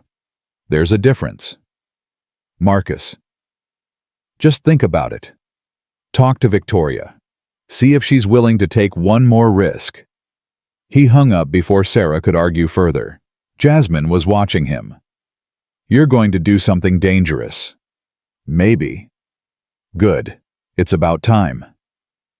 That night, after Jasmine was asleep, Marcus sat on the porch with Tim. The woods were dark and quiet, just crickets and the occasional rustle of nocturnal animals. You're planning something, Tim said. It wasn't a question. Yeah. Want to talk about it? Not yet. Still working out the details. Does it involve you doing something stupid and heroic? Probably. Does Jasmine know? She knows I can't hide forever. That's enough. Tim was quiet for a moment. Then, after you got out of the Navy after Michelle died, I thought you were done. I thought you'd just fade away, become another veteran who couldn't adjust, who gave up. Maybe I did for a while. But you didn't stay there. You found your way back. That takes strength most people don't have. Or stupidity. Maybe both. Tim smiled in the darkness. Whatever you're planning, I'm in. Andrea, too. We don't leave brothers behind. This isn't your fight. Bullshit. You made it our fight when you asked for help. And we don't do half measures. So whatever this plan is, count us in. Marcus felt something unknot in his chest. He'd been carrying this alone for so long that he'd forgotten what it felt like to have backup. To have brothers who showed up when things got hard. Thank you. Don't thank me yet. You might get us all killed. Wouldn't be the first time I've gotten you in trouble. No, but hopefully it'll be the last.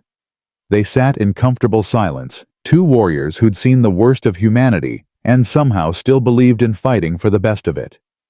The next morning, Marcus called Victoria.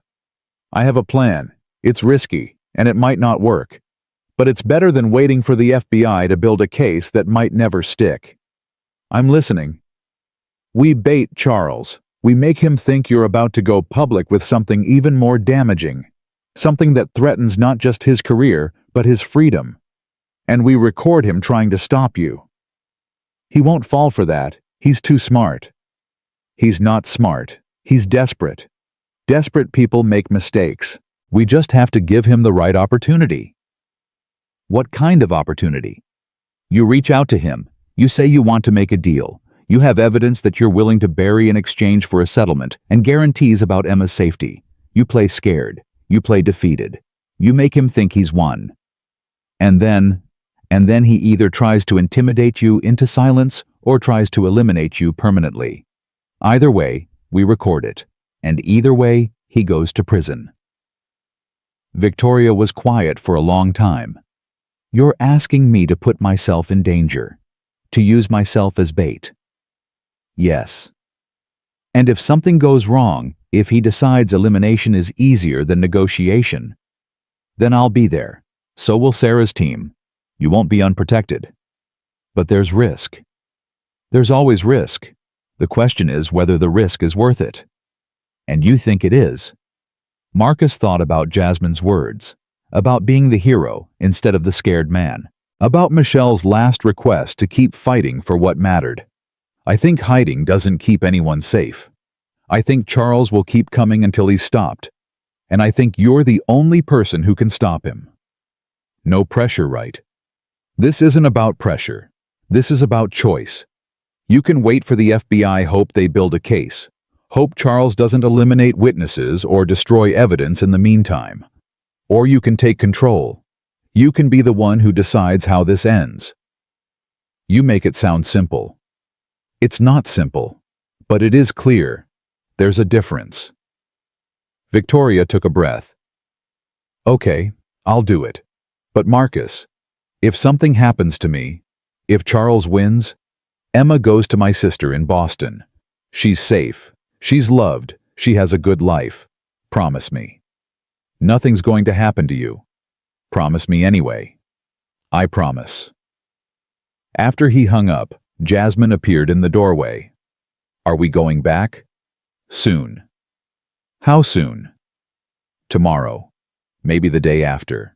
Depends on how fast we can set this up. What are you setting up? Marcus knelt so he was eye level with his daughter. Something dangerous. Something that might go wrong, but something that might finally end this. Will you get hurt? I don't plan to. That's not an answer. No, it's not.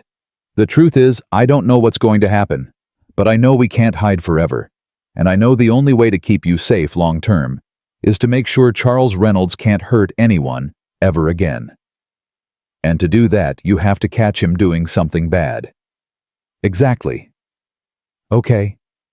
Jasmine hugged him tight. But Daddy, be careful. Please. Always, baby girl. Always. The plan came together over the next 36 hours. Victoria reached out to Charles through his lawyer, requesting a private meeting to discuss mutually beneficial arrangements. She played it perfectly, scared, defeated, willing to trade her evidence for safety and money. Charles took the bait. They agreed to meet at a neutral location, a high-end restaurant downtown, public enough that Victoria would feel safe, private enough that they could talk without being overheard. Charles suggested the time 8 p.m. after the dinner rush when the place would be quieter. Sarah's team went to work. They planted audio devices on Victoria.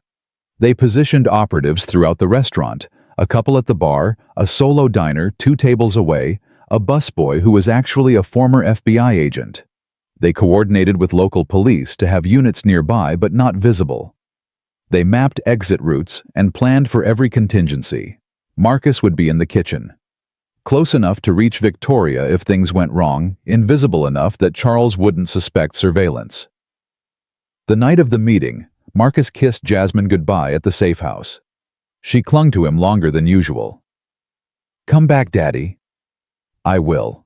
I promise. You better. You still owe me that trip to the aquarium you promised. I remember. 2 weeks from now, no matter what. 2 weeks from now. He drove to the city with Tim and Andrea running through the plan one more time.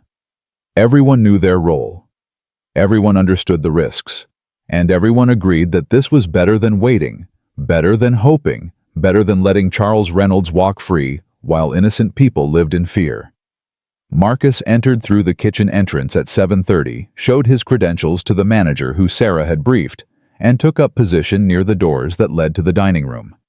From here, he could hear everything through his earpiece, could reach Victoria in seconds if needed.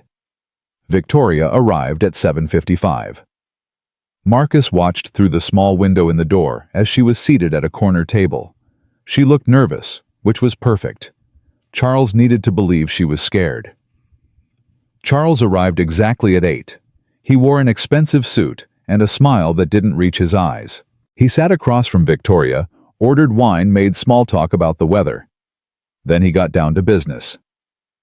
So, you wanted to talk about an arrangement. I want this to be over, Victoria said. Her voice shook slightly. I want my life back. I want Emma safe. I want to move on. That's very reasonable. And I want the same thing for all of us to move past this unfortunate situation. The evidence I have, the maintenance records, the inspection reports, everything I showed at the press conference. I'll destroy it, all of it, in exchange for a settlement and a guarantee that you'll leave Emma alone. Charles sipped his wine. What kind of settlement are we talking about? 10 million. Enough to disappear to start over somewhere far from here. 10 million is a lot of money. It's less than a trial would cost you. Less than the damage to the company if this drags on. Less than what you'll lose if federal investigators find what I found. Assuming there's anything to find. We both know there is. Charles's smile widened. Do we? Because from where I'm sitting, you made a lot of allegations you can't prove. You had an emotional breakdown after a traumatic attack. You blamed me because you needed someone to blame. That's what my lawyers will argue. And they'll win. Maybe, but the court of public opinion doesn't require proof beyond reasonable doubt, just doubt, and I've planted plenty of that. True, which is why I'm willing to make this problem go away. 5 million, not 10, and you sign an NDA that makes your previous one look loose. 7 million, and the NDA only covers Grant Tech business practices, not criminal activity. There is no criminal activity. Then you have nothing to worry about. Charles's expression hardened slightly. Victoria, let's be honest. You're not in a position to negotiate. You have no job, no credibility, and a daughter who needs stability. Take the 5 million. Be grateful. Move on. And if I don't? The temperature in the conversation dropped. Then you'll find that life becomes very difficult. Accidents happen. People get hurt. Children especially are vulnerable to so many dangers. Marcus tensed in the kitchen. That was it. That was the threat they needed. But Victoria pushed further. Are you threatening my daughter? I'm stating facts. The world is dangerous. It would be tragic if something happened because you were too stubborn to accept a generous offer. You tried to have me killed. That's a serious accusation. You hired contractors to attack me in a parking garage. You tried to kidnap Marcus Cole's daughter from her school. You're threatening Emma right now. That's not business, Charles. That's criminal conspiracy. Charles leaned back, his mask slipping entirely. You think you're so clever. You think you can beat me with your little press conference and your moral outrage, but you're nothing. You're a woman who inherited a company from her father and ran it into the ground. I made Grant Tech what it is. Me, not you. And I'm not going to let you destroy it because you suddenly found a conscience. So you admit it. The safety violations, the cover-up. I admit nothing.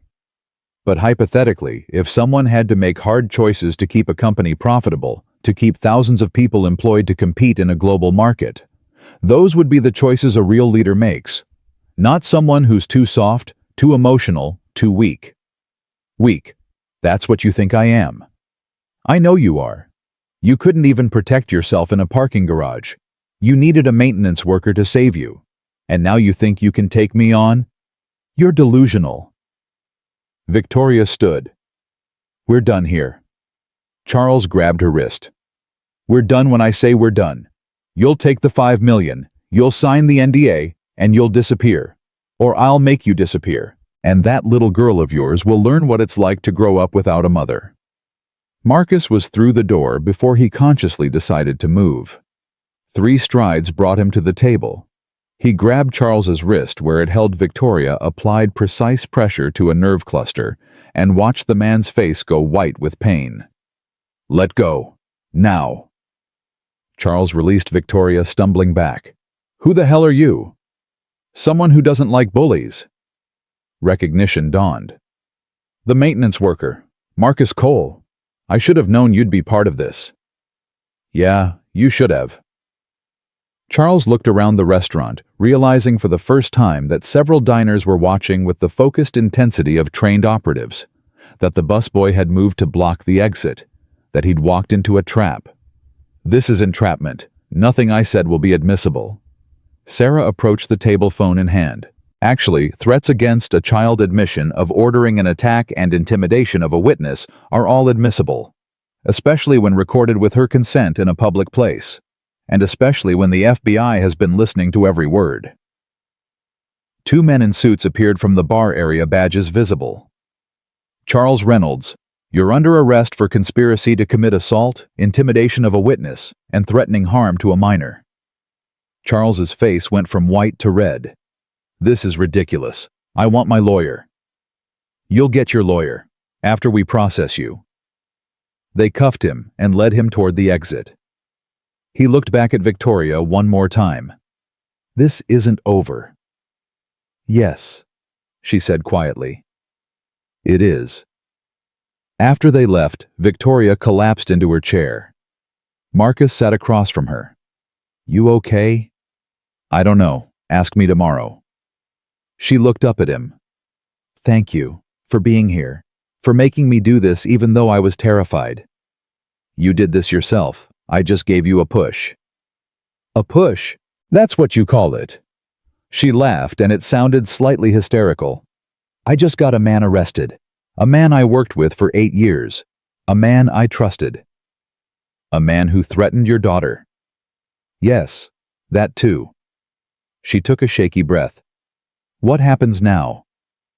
Now he faces trial. Now you rebuild your life.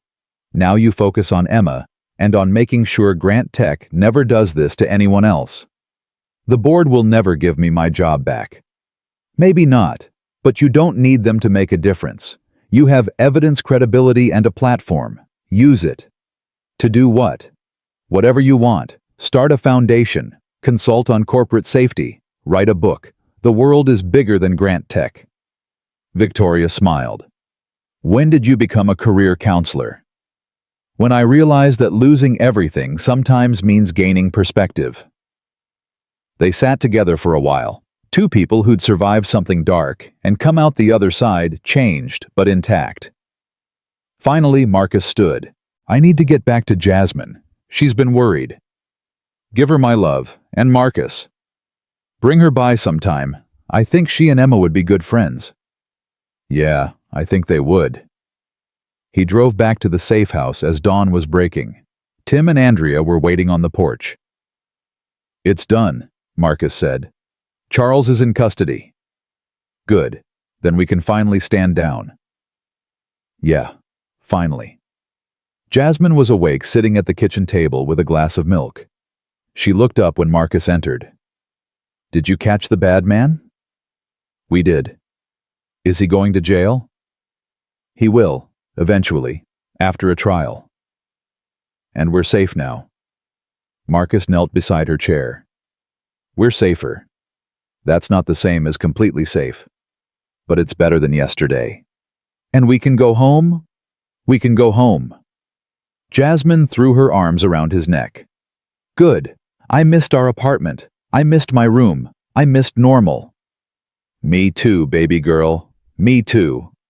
They packed up and left the safe house that afternoon. The drive home felt different. Lighter, easier, like a weight had been lifted. Jasmine talked the whole way, making plans for what they'd do now that things were returning to normal. Aquarium visits, movie nights, pizza dinners with extra cheese. Marcus listened and smiled and felt something like peace settling over him for the first time in years. When they pulled into their apartment complex, Jasmine pointed. Look, there's the lady and Emma. Victoria and Emma were waiting by Marcus's truck holding hands. Emma saw Jasmine and waved excitedly. Marcus parked and got out. What are you doing here? We wanted to say thank you, Victoria said. Properly, without threats or danger or FBI agents listening. You don't need to thank me. I know, but I want to anyway. You saved my life twice, once in a parking garage and once from my own cowardice. That deserves acknowledgement. Emma tugged on her mother's hand. Mommy, can I ask now? Ask what? Jasmine looked curious. Emma addressed Jasmine directly. Do you want to come over to my house? I have a pool and a treehouse and we could play together, if that's okay with your dad. Jasmine looked at Marcus hopefully. Can I? Marcus glanced at Victoria, who nodded. I think that would be wonderful. Okay, but just for a couple hours. We both need to get back to normal life. Normal life, Victoria echoed. I'm not sure I remember what that looks like. You'll figure it out. We both will. The girls ran ahead, already chattering about games and toys and all the things 9-year-olds care about when the world isn't falling apart around them. Victoria and Marcus walked slowly behind them. "What will you do now?" she asked. "Go back to maintenance work." "For now. It's honest work, it pays the bills, and it lets me focus on Jasmine." "You could do more. You should do more.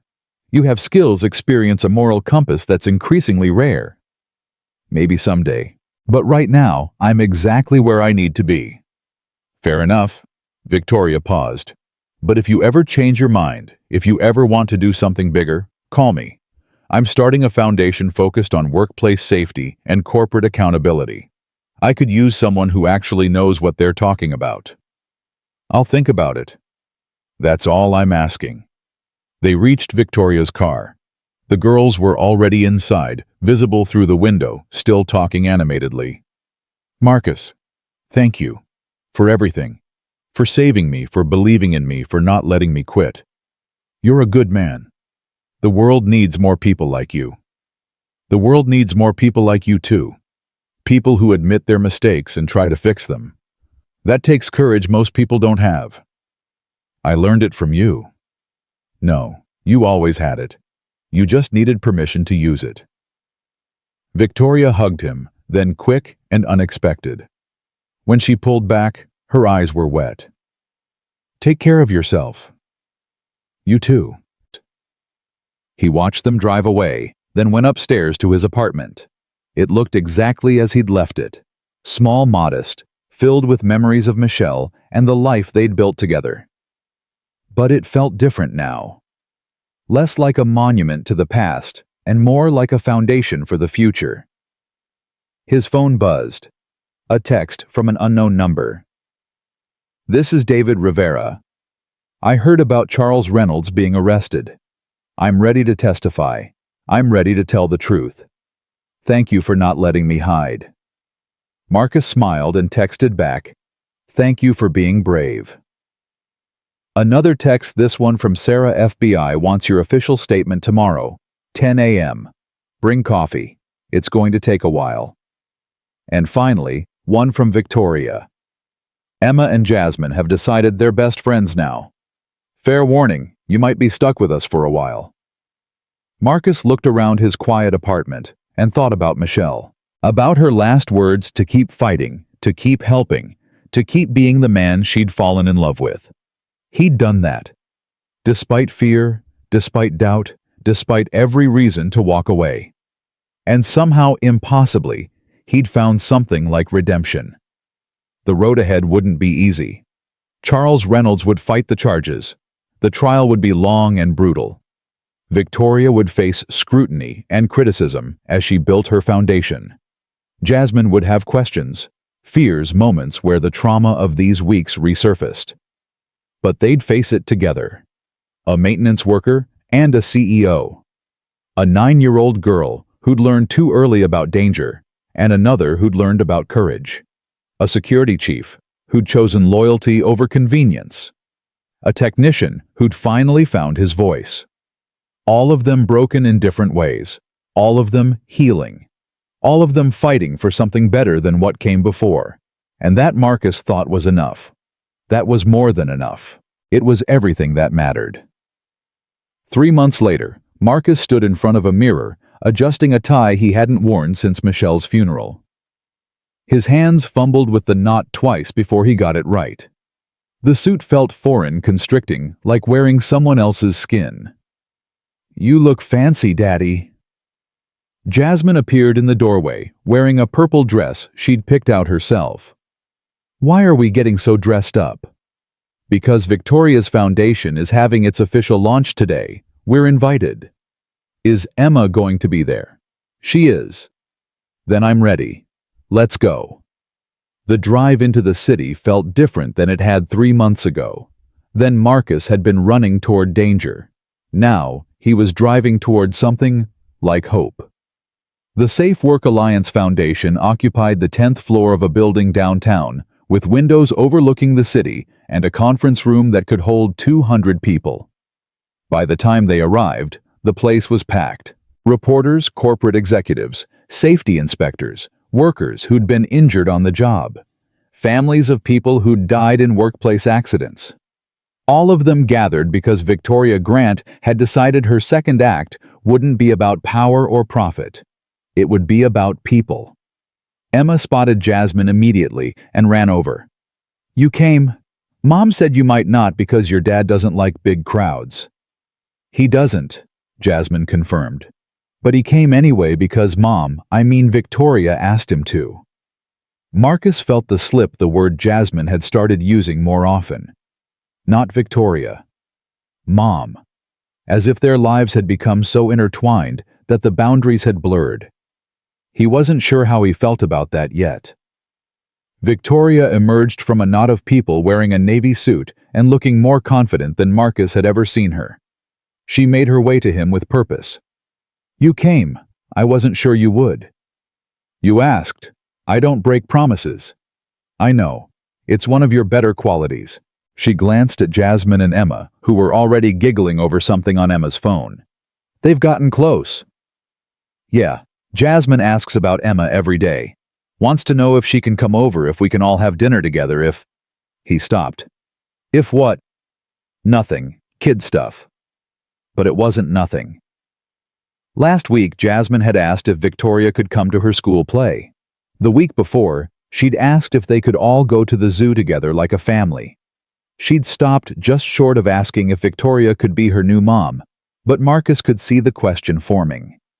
And the terrifying part was that he could see it too. Could imagine a life where Victoria and Emma were permanent fixtures instead of occasional visitors. Could imagine healing together instead of alone. But that felt like betraying Michelle's memory, like moving on meant forgetting. "Marcus?" Victoria's voice pulled him back. "We need to talk. After the launch. There's something I need to tell you." That sounds ominous. "It's not. Or maybe it is. I don't know. Just promise you'll stay after." "I promise." The launch event started with Victoria at the podium. She spoke clearly, confidently about the mission of the foundation. To advocate for workers who couldn't advocate for themselves. To hold corporations accountable when they put profits over people. To honor those who died by making sure their deaths meant something. Then she introduced David Rivera. The man walked to the podium slowly, nervously. He'd aged since the Texas explosion, more gray in his hairlines around his eyes that spoke of nights spent unable to sleep. "My name is David Rivera. 3 years ago, I almost died in an explosion at a Grant Technologies facility. I was told it was my fault. That I'd violated safety protocols. That I deserved what happened." His voice strengthened as he continued. But that was a lie. The explosion happened because someone in management decided meeting a deadline was more important than following safety procedures. And when the disaster they created hurt me, they blamed me for it. They gave me money to stay quiet. And I took it because I was scared and I had a family to feed. But I'm not staying quiet anymore. Because Charles Reynolds is going to trial next month and I'm going to testify. I'm going to tell the truth about what happened, and I'm going to make sure that what happened to me doesn't happen to anyone else. The room erupted in applause. Marcus found himself clapping, too proud of this man. He barely knew this man, who'd found courage when it mattered most.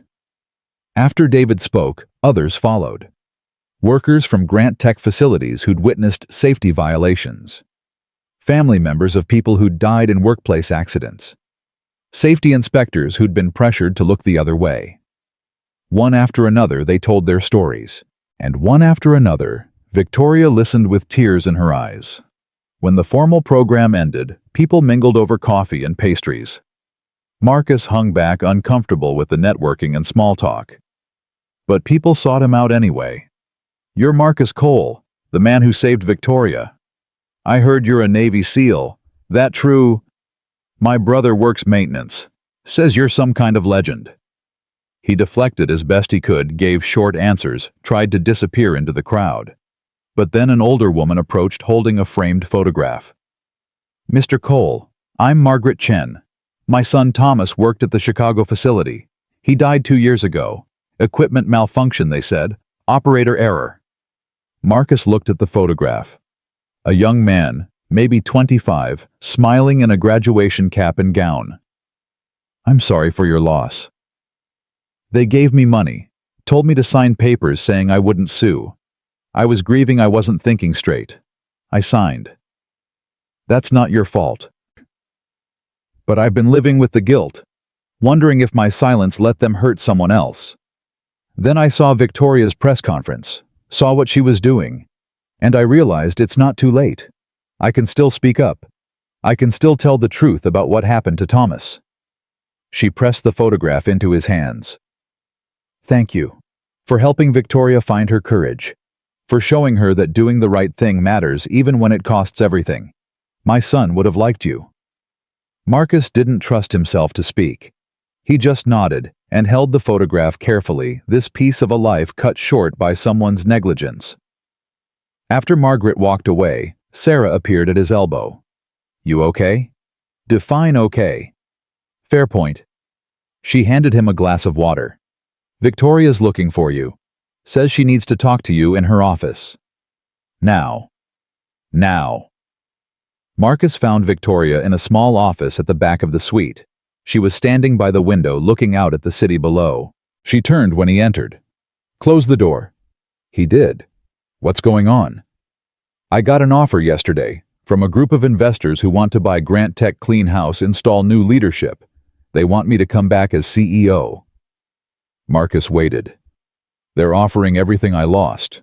My job, my reputation, a chance to rebuild the company the right way. And they're offering enough money that I'd never have to worry about Emma's future. That's good. That's what you wanted. Is it because I'm not sure anymore? She turned to face him fully. 3 months ago, I thought being CEO was who I was. That without the company, without the title, I was nothing. But then I built this foundation. I've been meeting with workers, with families, with people who've been hurt by the system I helped create. And I've realized I can do more good here than I ever did as CEO. So don't take the offer. It's not that simple. The investors want an answer by tomorrow. And if I say no, they'll find someone else. Someone who might not care about safety or accountability or any of the things we've been fighting for. You can't control what other people do. You can only control your own choices. I know. But this feels like choosing between two versions of myself. The person I was powerful, successful, respected in corporate circles, or the person I'm becoming uncertain, starting over, building something from scratch. Marcus moved to the window beside her. When Michelle died, people kept telling me I had to choose. Choose to move on or stay stuck in grief. Choose to date again or honor her memory. Like those were the only two options. What did you do? Neither. I realized it wasn't about choosing between past and future. It was about carrying the past with me into the future. Michelle isn't gone just because I keep living. She's part of who I am. The choices I make, the way I raise Jasmine, the man I'm trying to be, all of that is shaped by loving her. So you're saying I can be both? The former CEO and the foundation leader? I'm saying you don't have to choose between versions of yourself. You just have to choose what matters most. Victoria was quiet for a long moment. Then, what matters most is making sure Thomas Chen and all the others like him didn't die for nothing. What matters most is Emma growing up knowing her mother fought for something real. What matters most is, she stopped. Is this. What we've built. You and me and the girls. This strange, unexpected, probably too complicated thing that we've stumbled into. Marcus's heart rate picked up. Victoria. Let me finish. I know it's too soon. I know we're both still figuring out who we are after loss. I know a million reasons why this is a terrible idea. But Marcus, when I'm with you, I feel like myself again. Not the CEO I was. Not the grieving widow, just me. Victoria. A woman who makes mistakes but tries to fix them. A woman who's scared but fights anyway. A woman who's maybe possibly starting to care about someone new. I can't, Marcus started. I'm not asking you to. I'm just telling you the truth. Because you taught me that silence is how bad things win. And I'm tired of silence. Marcus thought about Michelle, about the promise he'd made to keep living, to keep helping, to keep being the man she'd fallen in love with. Would she want him to stay stuck in the past, or would she want him to be happy? "I care about you too," he said quietly. "And that terrifies me, because caring means risking loss again. It means opening myself up to the possibility of more pain, and I don't know if I'm strong enough for that. You're the strongest person I know." "I'm not. I'm just stubborn. There's a difference." Victoria stepped closer. "Marcus, I'm not asking for forever. I'm not even asking for tomorrow. I'm just asking, is there a chance, someday when we're both ready?" He looked at her, really looked at her. This woman who'd fired him, who'd been attacked because of her principles, who'd stood up to a corrupt system even when it cost her everything. This woman who was scared but brave, who made mistakes but fixed them, who loved her daughter fiercely and was learning to love herself too. "Yeah," he said, "there's a chance." She smiled and it transformed her whole face. "That's enough. For now, that's enough." A knock at the door interrupted them. Sarah's voice. "Sorry to interrupt, but we have a problem." Victoria opened the door. "What kind of problem?" Charles Reynolds made bail. His lawyers got the charges reduced, argued he wasn't a flight risk. Judge agreed. He's out. Marcus felt ice water in his veins. "When?" "An hour ago. We're trying to get his location now, but—" Marcus's phone rang. Unknown number. He answered. "Marcus Cole." A voice he didn't recognize, smooth and professional. "Who's this?" "Someone who wants to deliver a message from Charles Reynolds. He knows you're at the foundation launch. He knows Emma and Jasmine are there. And he wants you to know this isn't over. Not by a long shot. If he touches either of those girls, he's not going to touch them. He's going to do something much worse. He's going to make you choose which one you save." The call ended. Marcus ran. Through the office, through the conference room, scanning for the girls. He found them in a corner, still looking at Emma's phone, oblivious to danger. "Jazz, Emma, we need to go, right now." "But Daddy, we're not done." "Now, Jasmine, don't argue." Something in his tone made both girls stand immediately. Victoria was right behind him, Sarah already on the phone coordinating security. "Where?" Victoria asked. "I don't know. Somewhere public, somewhere safe, somewhere—" The building's fire alarm went off. Loud, piercing, impossible to ignore. People started moving toward exits, confused but orderly. "That's not a drill," Sarah said. "Someone pulled the alarm deliberately. To create chaos, to separate us in the crowd." Marcus grabbed Jasmine's hand. Victoria grabbed Emma's. "Stay together. Don't let go." They moved toward the stairs with the crowd. Marcus's training kicked in. Eyes scanning for threats, body positioned to shield the girls, mind calculating exits and defensive positions. On the 7th floor, the lights went out. Emergency lighting flickered on, casting everything in eerie red. The crowd's orderly evacuation became panicked pushing. Someone screamed. Someone else fell. The stairwell became a bottleneck. "This way." Marcus pulled them toward a side corridor, away from the main flow. Sarah followed, weapon drawn, covering their backs. "Where are we going?" Victoria's voice was tight with fear. "Service elevator. If the power's out, it won't be running, but we can use the shaft to—" A man stepped out of a doorway ahead of them. Not Charles Reynolds. Someone Marcus had never seen before, but the gun in his hand told the whole story. "Mr. Cole, we've been waiting for you." Marcus pushed Jasmine and Emma behind him. "Let them go. Whatever Charles is paying you, I'll double it." This isn't about money. This is about making a point, about showing people what happens when they interfere with Charles Reynolds's plans. The point being that he always wins, even from a jail cell. Even when everyone thinks he's beaten, he still wins. Sarah aimed her weapon. "Drop your gun, now." The man smiled. "You going to shoot me in front of 2 little girls? You want them to see that? If I have to." "No," Marcus said quietly. "You don't have to, because I'm going to handle this." He stepped forward, putting himself between the gunman and everyone else. You want to make a point. Make it with me. Leave the kids out of it. Can't do that. Charles was very specific. He wants you to suffer. And the best way to make you suffer is... Marcus moved. Years of training compressed into 2 seconds. Close the distance, control the weapon, neutralize the threat. The gun went off impossibly loud in the corridor, the bullet going wild into the ceiling. Marcus's elbow connected with the man's jaw. The man went down. Sarah was there instantly, zip-tying the man's hands, securing the weapon. Clear, we're clear. Marcus turned to the girls. Both were crying, terrified. He knelt down. You're okay. See, everyone's okay. Daddy, that man had a gun. I know, baby, but he can't hurt you now. But there might be more. Emma's voice was small, terrified. That's what he said. Charles always wins. Victoria pulled Emma close. Not this time. This time we win. But Marcus wasn't so sure. If Charles could coordinate this from jail, what else could he do? How many people did he have in his pocket? How far would he go? His phone buzzed. Another text from the unknown number. Nice moves. But that was just a test. The real game starts now. And this time I promise someone dies.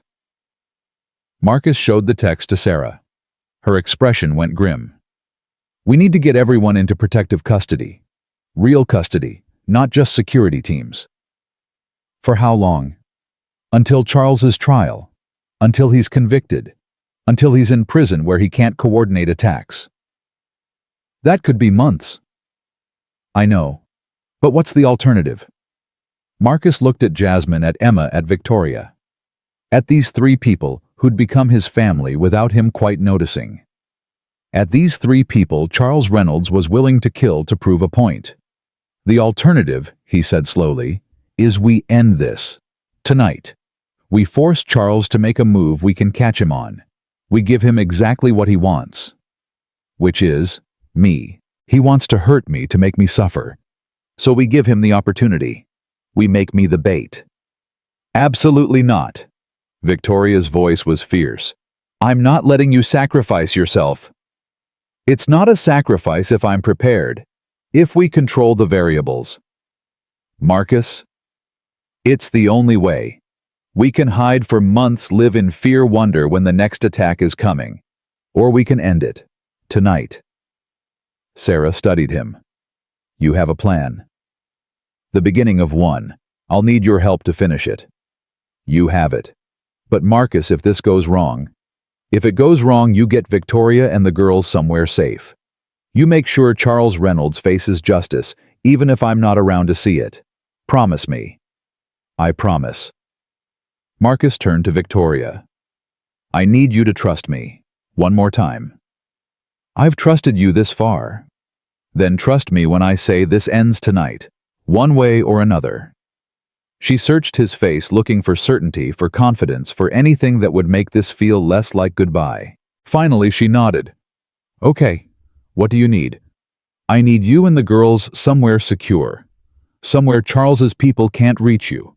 And I need you to make a very public statement saying you're meeting me at midnight at the Grant Tech building.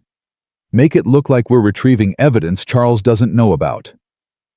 You're using yourself as bait. I'm using the promise of evidence as bait. I'm just the delivery mechanism. And when Charles's people show up, Sarah and I will be waiting, with backup, with cameras, with everything we need to catch them in the act. This is insane. Yeah, but it'll work. The next 6 hours were chaos. Sarah coordinated with FBI contacts, assembled a tactical team, planned entry and exit strategies. Victoria did a live interview with a local news station, carefully stating that she and Marcus had discovered new evidence in the Grant Tech case, evidence that would be retrieved that night from the CEO's office. Charles Reynolds' lawyers issued an immediate statement calling it a publicity stunt. But Marcus knew Charles himself would be watching, would be calculating, would be sending people to either stop them or eliminate them. At 11 p.m., Marcus kissed Jasmine goodbye at the safe house. She clung to him. Please don't go. I have to. Why? Why do you always have to be the one who fights? Because I can. Because I'm trained for this, and because if I don't, someone else will get hurt. What if you get hurt? Then I'll heal. That's what we do, Jazz. We get hurt, and we heal, and we keep going. Mommy didn't heal. The words hung between them. The truth Jasmine had been carrying, the fear Marcus had been avoiding. No, she didn't. But that was cancer. That was something we couldn't control. This is different. This is something I can control. Promise me you'll come back. Marcus wanted to promise. Wanted to guarantee that everything would be fine, that he'd walk through that door in the morning, and they'd have breakfast and life would go on. But Michelle had taught him never to lie to Jasmine. I promise I'll fight with everything I have to come back. That's all I can promise. It's not enough. I know, but it's all there is. He held her for another minute, memorizing the feel of her arms around his neck, the smell of her shampoo, the sound of her breathing. Then he gently pulled away. Victoria was waiting by the door. Take care of her. If something happens, nothing's going to happen. But if it does, I'll raise her like she's my own, I promise. Marcus nodded, not trusting his voice. Then he left before he could change his mind. The Grant Tech building was dark, except for security lights. Marcus entered through a service entrance Sarah's team had left unlocked. Tim and Andrea were already in position on the roof. 3 FBI agents were hidden in offices on the executive floor. Sarah was in the security center watching every camera feed. Marcus made his way to Victoria's old office and waited. Midnight came and went. Nothing happened. Then at 12:15, the building's power shut off. Here we go. Sarah's voice crackled in his earpiece. 3 individuals entering from the parking garage. 2 more from the main entrance. They're converging on your position. Copy that. Marcus checked his weapon, made sure the body camera Sarah had given him was recording, and waited in the darkness. The door opened. A figure entered, gun-drawn flashlight cutting through the dark. Marcus Cole, I know you're in here. The voice was different from the man in the stairwell. Older, more confident. Come out, and this doesn't have to get messy. We just want to talk. Marcus stepped out of cover, hands visible, but not raised. I'm here. Let's talk. The man's flashlight found him. Charles sends his regards. I'm sure he does. What does he want? The evidence. The real evidence, not the garbage you've already released. The stuff that directly implicates him. There is no more evidence. We gave everything to the FBI. Bullshit. Charles knows you're holding something back. Something that proves he ordered the hit on Victoria Grant. Hand it over, and we walk away. Everyone lives. And if I don't? The man's smile was visible even in the darkness. Then we start killing people you care about. Starting with that pretty CEO and her daughter. They're not here. We know. We'll find them. Charles has people everywhere. You can't protect them forever. Maybe not forever, but I can protect them tonight. Marcus moved his hand slightly, triggering the signal he and Sarah had arranged. Lights flooded the office. FBI agents burst in from 3 directions.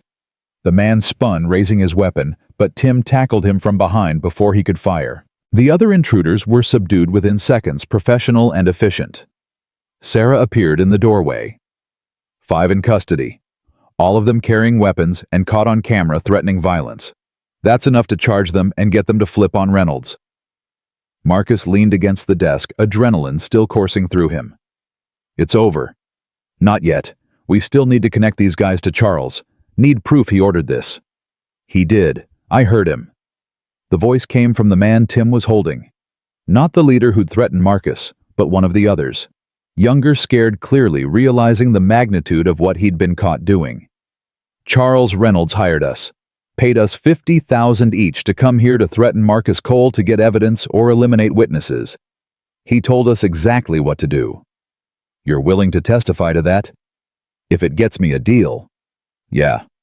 I'm not going to prison for attempted murder because some rich guy wanted revenge. Sarah recorded his statement on her phone, made sure it was admissible, then called her FBI contacts. We've got him. Finally, we've got him. Marcus allowed himself to believe it. Charles Reynolds would face not just the original charges, but conspiracy to commit murder, witness intimidation, and a dozen other counts that would put him away for decades. It was over. Actually, over.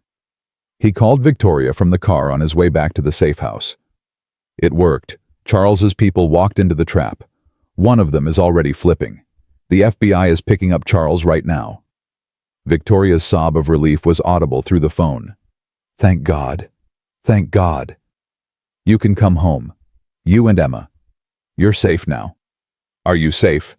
I am. Headed back to Jasmine right now. Marcus, thank you. For everything. For risking everything. You would have done the same for me. Would I have? 3 months ago, I don't know if I would have. But you changed me. You showed me what real courage looks like. You showed me what real redemption looks like. So I guess we're even. Are we? Her voice softened. Because I think maybe we're just getting started. Marcus smiled. Yeah, maybe we are. When he walked into the safe house at 2 a.m., Jasmine was still awake. She launched herself at him, crying and laughing and hitting his chest with her small fists. You promised you'd try to come back. You promised. And I kept that promise. Don't ever do that again. I can't promise that, Jazz. But I can promise I'll always fight to come home to you. She cried into his shirt for a long time. When she finally pulled back, her face was blotchy but determined. Daddy. I need to tell you something. Okay. I like Victoria. And I like Emma. And I know it hasn't been that long since Mommy died, and I know you probably think I'm forgetting her. But I'm not. I think about her every day. I miss her every day. But I also think maybe she'd want us to be happy, and Victoria and Emma make us happy. Marcus's throat was tight. Yeah, baby. I think they do. So, is it okay to be happy even though Mommy's gone? It's more than okay. It's what she wanted. Your mom told me before she died that she wanted us to keep living. Really living, not just surviving. I think being happy is part of that. Then I want to be happy. I want Victoria and Emma to be part of our family. Is that okay?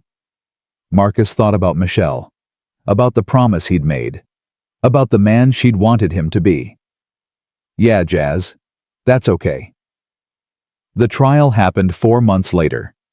Charles Reynolds fought every charge, hired expensive lawyers, tried to claim he was being framed. But the evidence was overwhelming.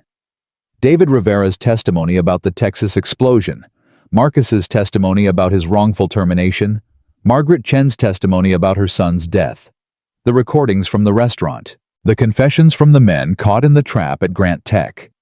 The jury deliberated for 3 hours. Guilty on all counts. 40 years in federal prison, no possibility of parole. Victoria cried when the verdict was read. Not from joy, but from grief for all the time wasted, all the people hurt, all the damage Charles had done before being stopped. Marcus held her hand through it all. In public now, openly without pretense or hesitation. They'd been dating officially for 2 months. Taking it slow, being careful for the girl's sake, but building something real. Something that honored what they'd lost, while embracing what they'd found. 6 months after the trial, the Safe Work Alliance Foundation held its first annual gala. Hundreds attended. Workers, executives, safety advocates, politicians who'd been moved by the stories to draft new legislation. The foundation had grown beyond anything Victoria had imagined. Offices in 3 states. Partnerships with major corporations, real policy change happening. Marcus stood at the back of the room in a tuxedo Jasmine had insisted he rent. Victoria was at the podium giving a speech about the importance of corporate accountability.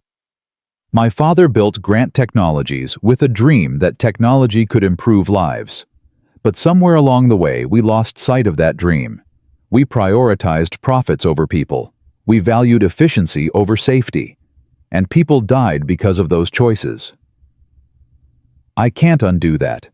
I can't bring back Thomas Chen or the 17 people who died from those defective medical devices or anyone else who was hurt by our negligence. but I can make sure their deaths meant something. I can fight to make sure no other family gets a phone call saying their loved one isn't coming home. That's what this foundation is about. That's what we're all about. And I want to thank the people who made this possible. Sarah Chen, whose loyalty and courage never wavered. David Rivera, who found his voice when he needed it most. Margaret Chen and the other families who shared their stories. And especially Marcus Cole. She looked directly at him. Who taught me that sometimes the people we fire are exactly the people we need most. Who showed me that real strength isn't about power or control. It's about doing what's right even when it costs everything. Who saved my life twice, once in a parking garage and once from my own cowardice. I wouldn't be here without him. None of us would. The room applauded. Marcus felt his face heat with embarrassment, but he didn't look away. After the speeches ended and dinner was served and the formal program concluded, Marcus found Victoria on the balcony looking out at the city. Hell of a speech. Thanks. I've been practicing. It showed. He stood beside her. You've built something amazing here. We've built something amazing. You're part of this too, whether you want to admit it or not. I'm just a consultant. You're the Foundation's Director of Field Operations. That's slightly more than just a consultant.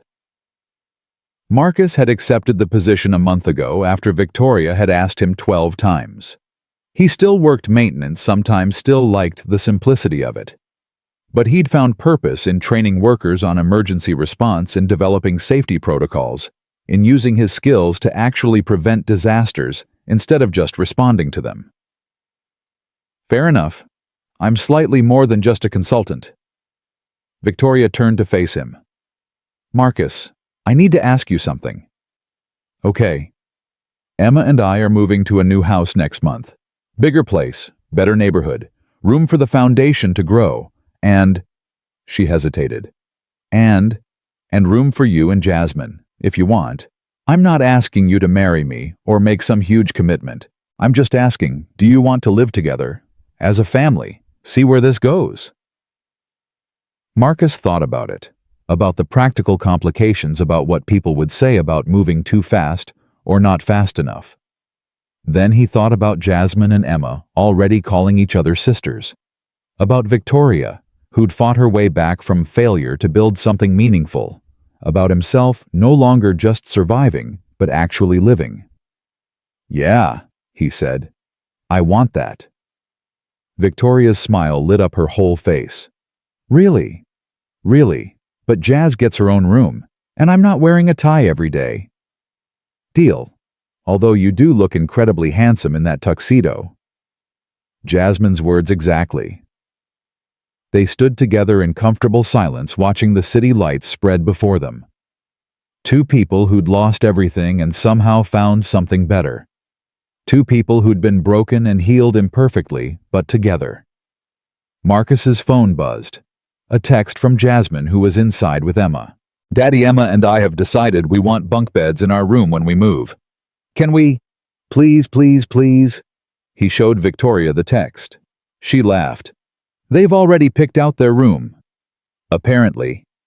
Should we be worried? Probably. But I think we can handle it. Yeah, together I think we can handle anything. Marcus pulled Victoria close, kissed her forehead, and felt something settle in his chest.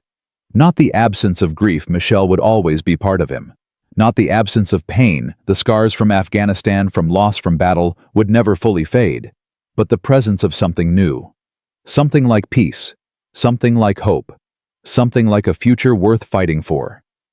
Inside he could hear the girls laughing. Could hear the sounds of people gathered in celebration of work that mattered, of lives being saved, of justice being served. Could hear the sound of everything Michelle had wanted for him to keep living, to keep helping, to keep being the man she'd fallen in love with. And finally, after 3 years of just surviving, Marcus Cole was living again.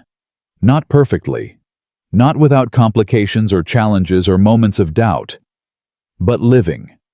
Actually living.